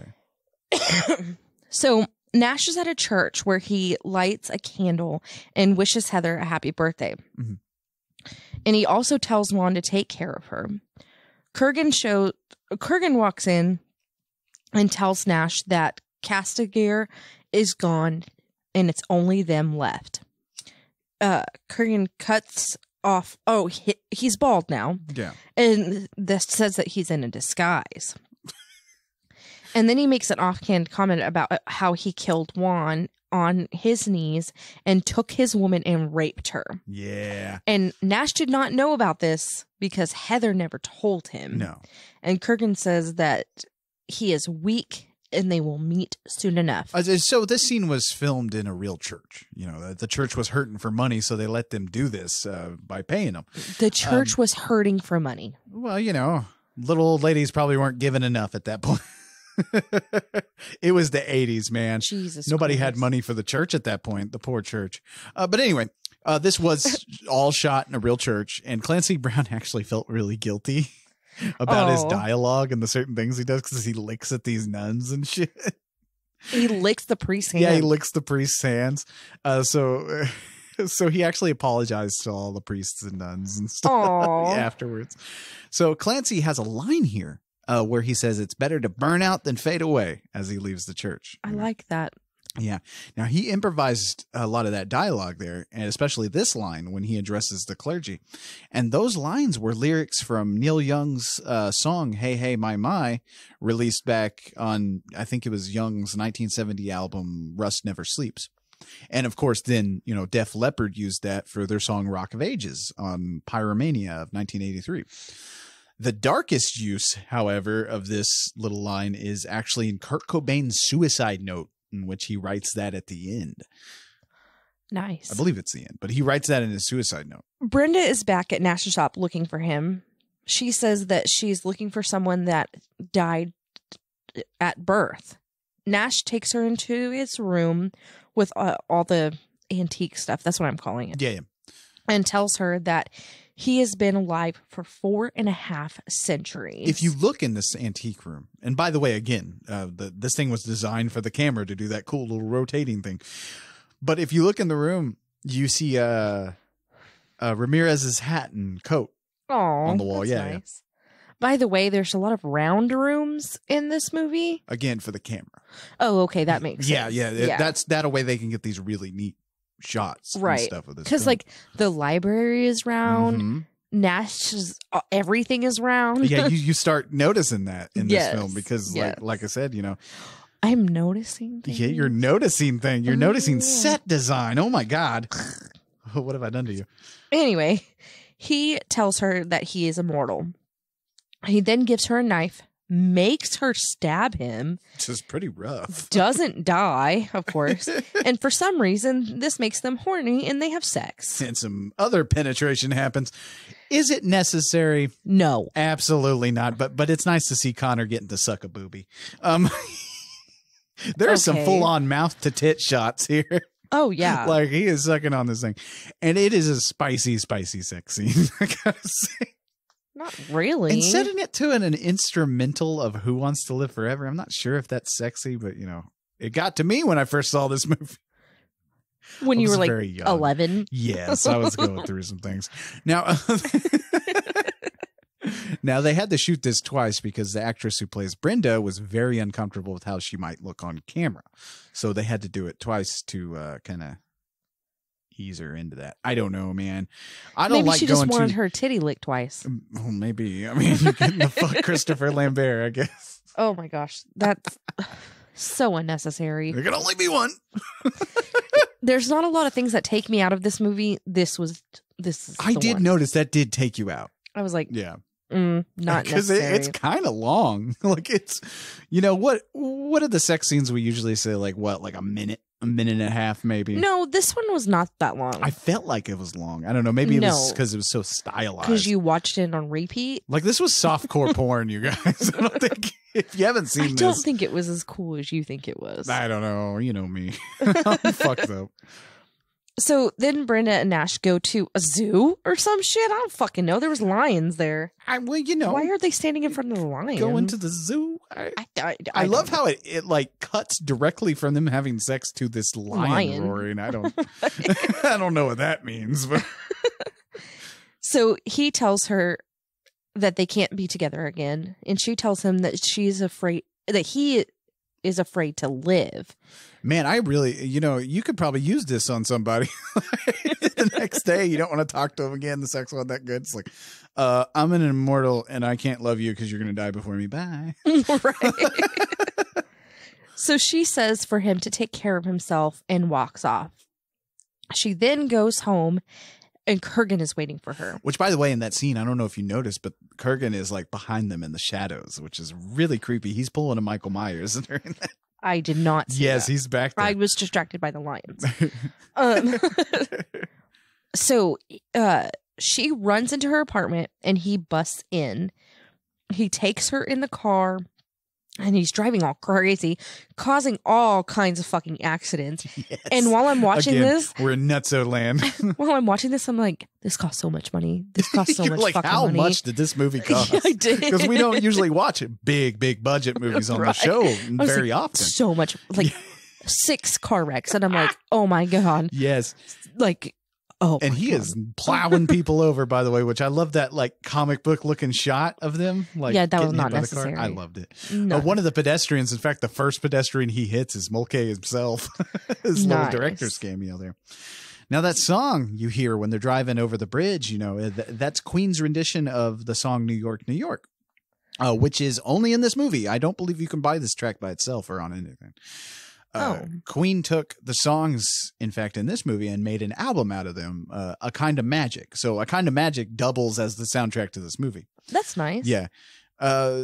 Mulcahy convinced Freddie Mercury to do that New York, New York, by the way, because Freddie wasn't really into it. Like he kind of wasn't really wanting to do it. And man, watching this movie, I'm like, man, I wish Freddie Mercury was still alive to do fucking movies soundtracks. Because Oh, yeah. wouldn't some Oh, Queen yeah. just fucking rock some of these action movies we get?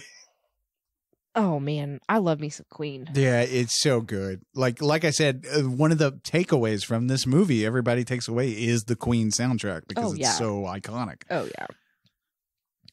So Nash gets a voicemail. Oh my god, they don't have voicemail back then. What is it fucking called now? What was it called then? An answering machine message, I believe. A message. I guess you could call it a voice message or a message on his, I don't know. Voicemail. Oh my god, I'm so stupid. He gets an email from Kurgan had to go to a cyber cafe and send an email. How do I work this?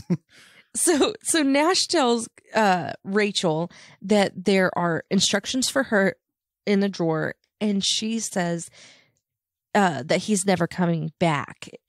And he just kind of looks at her, and she's like, "You're not coming back, even if you kill Kurgan." And Nash tells her that she knew that this was going to happen. Yeah. And he tells her, Russell Nash dies tonight. Yeah. Okay. I'm about to fuck up the city, so I'm not coming back. Right. So Brenda is tied to this. What is it? Is it a sign? Is it a billboard? Yeah, it's a sign. You just call it a sign. It's a huge fucking neon sign. Yeah, yeah. Nash goes to get her down, and Kurgan shows up. They start to sword fight, and Kurgan starts cutting this sign down. Mm-hmm. And for some reason, a bunch of water starts to flow. There's a water tower on that thing, and it gets knocked over by the sign. Okay, I was like, I missed something here. Yeah. It's real quick, real quick shot. Now, the Silver Cup Studio is where they're at, and that's actually, it was a very famous film and television studio in New York City.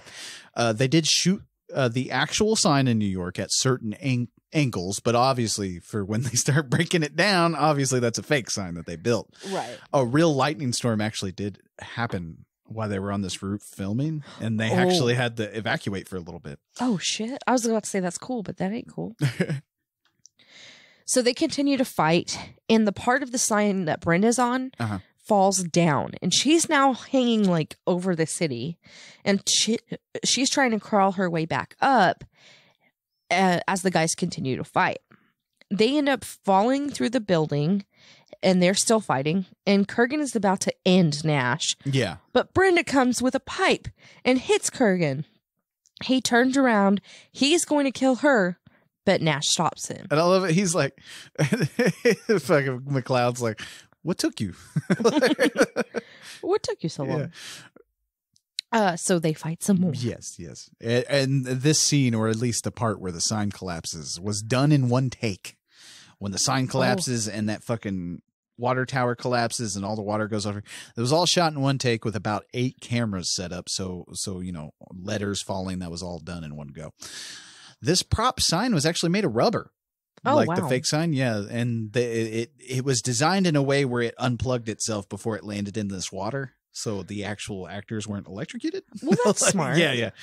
And I don't know. When you think about it and how big this sign looks, which would have been done by CGI, obviously, today. But think of the craftsmanship that went into this film. When do you think about that? I caught an error. Oh, you caught an error. I don't know. Continuity? Kinda. I thought the continuity in this movie was real tight, though. Okay, but when Brenda's part of the sign falls, you can see the strings. Oh, you see wire. Yeah. In fact, we haven't really mentioned it, but there's several scenes in this entire movie where you get to see the wire. And I don't know why that. I don't know. It's just it's a homely feeling for me because it's lovely. But you know what's really cool about this? I mentioned that by the end of the filming, they were all great sword fighters, and you can actually see the progression because this last sword fight that they have, Kurgan and Nash, this last sword fight they fucking have is spectacular.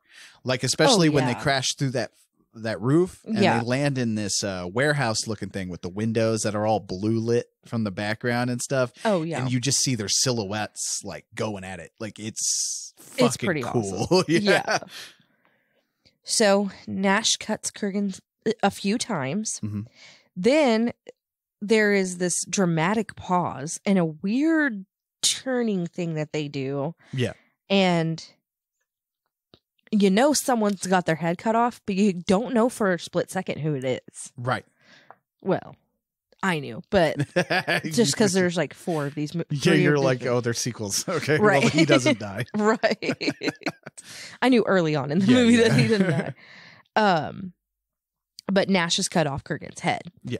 The quickening happens. The windows blow out of the building. Nash is being pulled around all over the place. And there's like this blue demon light thing. Mm-hmm. Then Nash falls to the ground and Brenda goes to be by his side. And fuck, it's so fucking cool. It is pretty cool. Because he turns to the camera, he's like, there can be only one. And like fucking all that shit starts happening. Now, Mulcahy originally wanted to have one more fight after the Kurgan is decapitated. He wanted like this dragon monster with the hat and stuff from the original Kurgan in the flashbacks to come out of the body and they would have this fight like thing. That's weird. I'm cool with it not happening. Obviously, it didn't happen because of budget constraints and stuff, and they had to cut that. I want a sword so fucking bad. No. It could be only one. No. All these effects, though, when the ghosts like lift Connor up and stuff, and he's getting the prize and shit like that, and the animation and so fucking cool. I guess from what we find out, he also gets like unlimited knowledge. It's not well defined, but again, it's Highlander. Let's not worry about it. So Nash takes Brenda to where this all started, and she asks what the prize was. He says that he can hear what people are thinking all over the world. And this is how the X-Men got started. What the fuck? Anyway. Can an X-Men do that? Yeah. Professor X. This is I didn't this know is that. his prequel. It works in. No, I'm just joking. Now there was a scene where Connor visits Heather's grave. To tell her he found love again and stuff like that. Oh, I'm glad it didn't happen because we didn't need any more of that. Like, let's not. I guess not. Let's not get depressed again. Right. Like, we don't need a fucking Forrest Gump scene here. So Brenda asks what she is thinking, and he says that she's thinking if she can love him. He says that she can, and that he is just like her now. He can love, have kids, and grow old. And he's talking to Juan now and says that Juan didn't prepare him for this. Yeah. And Juan says that he has done well, but it will take time. He says not to lose his head and to use his power well. Mm-hmm. Nash and Brenda kiss on the mountainside, and the movie is over. Which is nice. It's a very quick a little epilogue thing. Yeah. We get in and out, and we're hitting the credits, and that Queen song, One Vision, plays over the credits, and I love that song. It's great. Now, Highlander was a box office failure. Yeah, this movie did not do very well. No one quite warmed up to it at first, but it was popular amongst us sci-fi and fantasy nerds, and that popularity got a sequel made and a fucking franchise. Like I've mentioned through this, the series, sequels, we had books. I think we're hurting for a video game. I don't know if we ever got a good Highlander video game, but oh man, that would be a fun video game. I don't understand why that doesn't exist. But now a remake is in the works by the same guys. I've heard the same guys who did John Wick, maybe? I don't know. It's okay. A remake has been in the works for about 10 fucking years now. Oh God, I hope they it keep talking about it, and it keeps getting new cast and crew and shit like that. So I don't know if the guys from John Wick are working on it currently. It may be somebody else working on it. But anyway, but I got to say, I'm not excited about that because it's going to be a polished CGI fest. And I don't know. I kind of want the cheapness. Really? I kind of feel like the cheapness helps here. What? No. What are you talking about? I don't want it. No. I mean, if they were going to make it, it's got to be practical. I mean, well, yeah. I just don't want it at all. I don't want my Highlander shiny. I no, don't. I get that. Because you know what they're gonna do. They're gonna cast a bunch of current action stars to play the lead roles. Like they'll fucking have Chris Hemsworth play fucking McLeod. Oh my God! That's what's gonna happen. This is what I mean. Is I don't want it. I don't want any of it. Yeah, that's what's gonna fucking happen, and it just sounds boring. I'm sorry, but no, it just sounds boring. But Highlander still has a good following, and its fans are like the Alien fans, happy with what we got, and we have our discussions off to the side, but we don't, attack nobody. Enjoying our swords and immortal action pieces. Which I don't have a sword because somebody won't let me get one. But Somebody. But I think the cast really does help sell this thing as well. Everyone got along real great, and they even shot a few scenes for free because they had such a blast. A lot of the insert scenes and stuff they shot for free, especially the stuff with Rachel, just to add more to the movie. Oh, I see. Mulkey even says that like in between some takes they'd all go out for ice cream, and how Sean Connery was always offering up hits from his bottle of homemade whiskey. Nice. Yeah, so it just sounds like they had a good time making Right. this movie, and it comes across. Oh yeah, Yeah. for sure. I love this movie a lot. But enough about me. What did you think about 1986's Highlander? Boom, boom, Bum, bum, bum, the time thing we're all been waiting for. So So, we all know I like a good action movie. yes. For some reason, okay, I never thought I did like action movies. I always thought I thought they were boring, but I watched them a lot. I don't fucking know. I was stupid. Yeah. Well, action's my next favorite genre of film. Right. Like, you got horror, obviously. We have a whole podcast about it. And then action's the next genre. But I think after starting this Mhm. podcast and stuff, I really like action movies. Like, if there's one on TV, I'm watching it. Yeah. Like, maybe not the whole thing because I fall asleep a lot. But anyway, I love this movie. Oh, yeah. Yes. Oh, wow. I thought there was no boring parts. The storyline was great. It wasn't just straight action. There was romance. There was humor. There was sad, happy, all of it. Yeah. Everything. I felt everything from this. It's very much a fantasy action movie, Yeah. really, in the end. And I love it. And I knew you were like, or before you were like, I don't know if you're going to like this because there's time travel and shit. No, this is not the Evil Dead, okay? No. This is supposed to be. And I do mislead you about these movies before we go into them because I want something fresh. I don't like to piss me off. Yes, well, because I want you to come at it with fresh eyes. I don't want you to know anything really about it. Like, oh, yeah. as much as I can. Now, obviously, when you're watching it, it's hard for me to shut the fuck up. I know. So I tend to do something else while you're watching these. But I'm excited that you liked Highlander. That's fun. I like it a and lot. that's the thing. It's a fun movie. Like, Yeah. it's a good movie you can throw on like randomly during the Mhm. day, or if it's on TV, you could just sit down and watch a little bit. And Right. come back later. It looks gorgeous. It's got great action sets and choreography that looks good. Yeah. My God, Yeah. the choreography. And the sword fights. The swords. I like a good sword fight. There can be only one. Oh, my God. And there really should have been only one, but there were sequels. And I like the sequels for their own reasons because Right. they get real cheesy as it goes on and it gets real dumb. And you know how I like a good dumb movie. Yes. But this one is obviously the best. Like, and it probably should have stayed that way because, like I said, like the only reason the sequel started taking off was because of the fanfare. Oh, Which is fine. nice. It's great. But I don't know. And obviously, we're both kind of not excited about a remake. I don't know. I just don't feel like it's a movie that needs to be remade.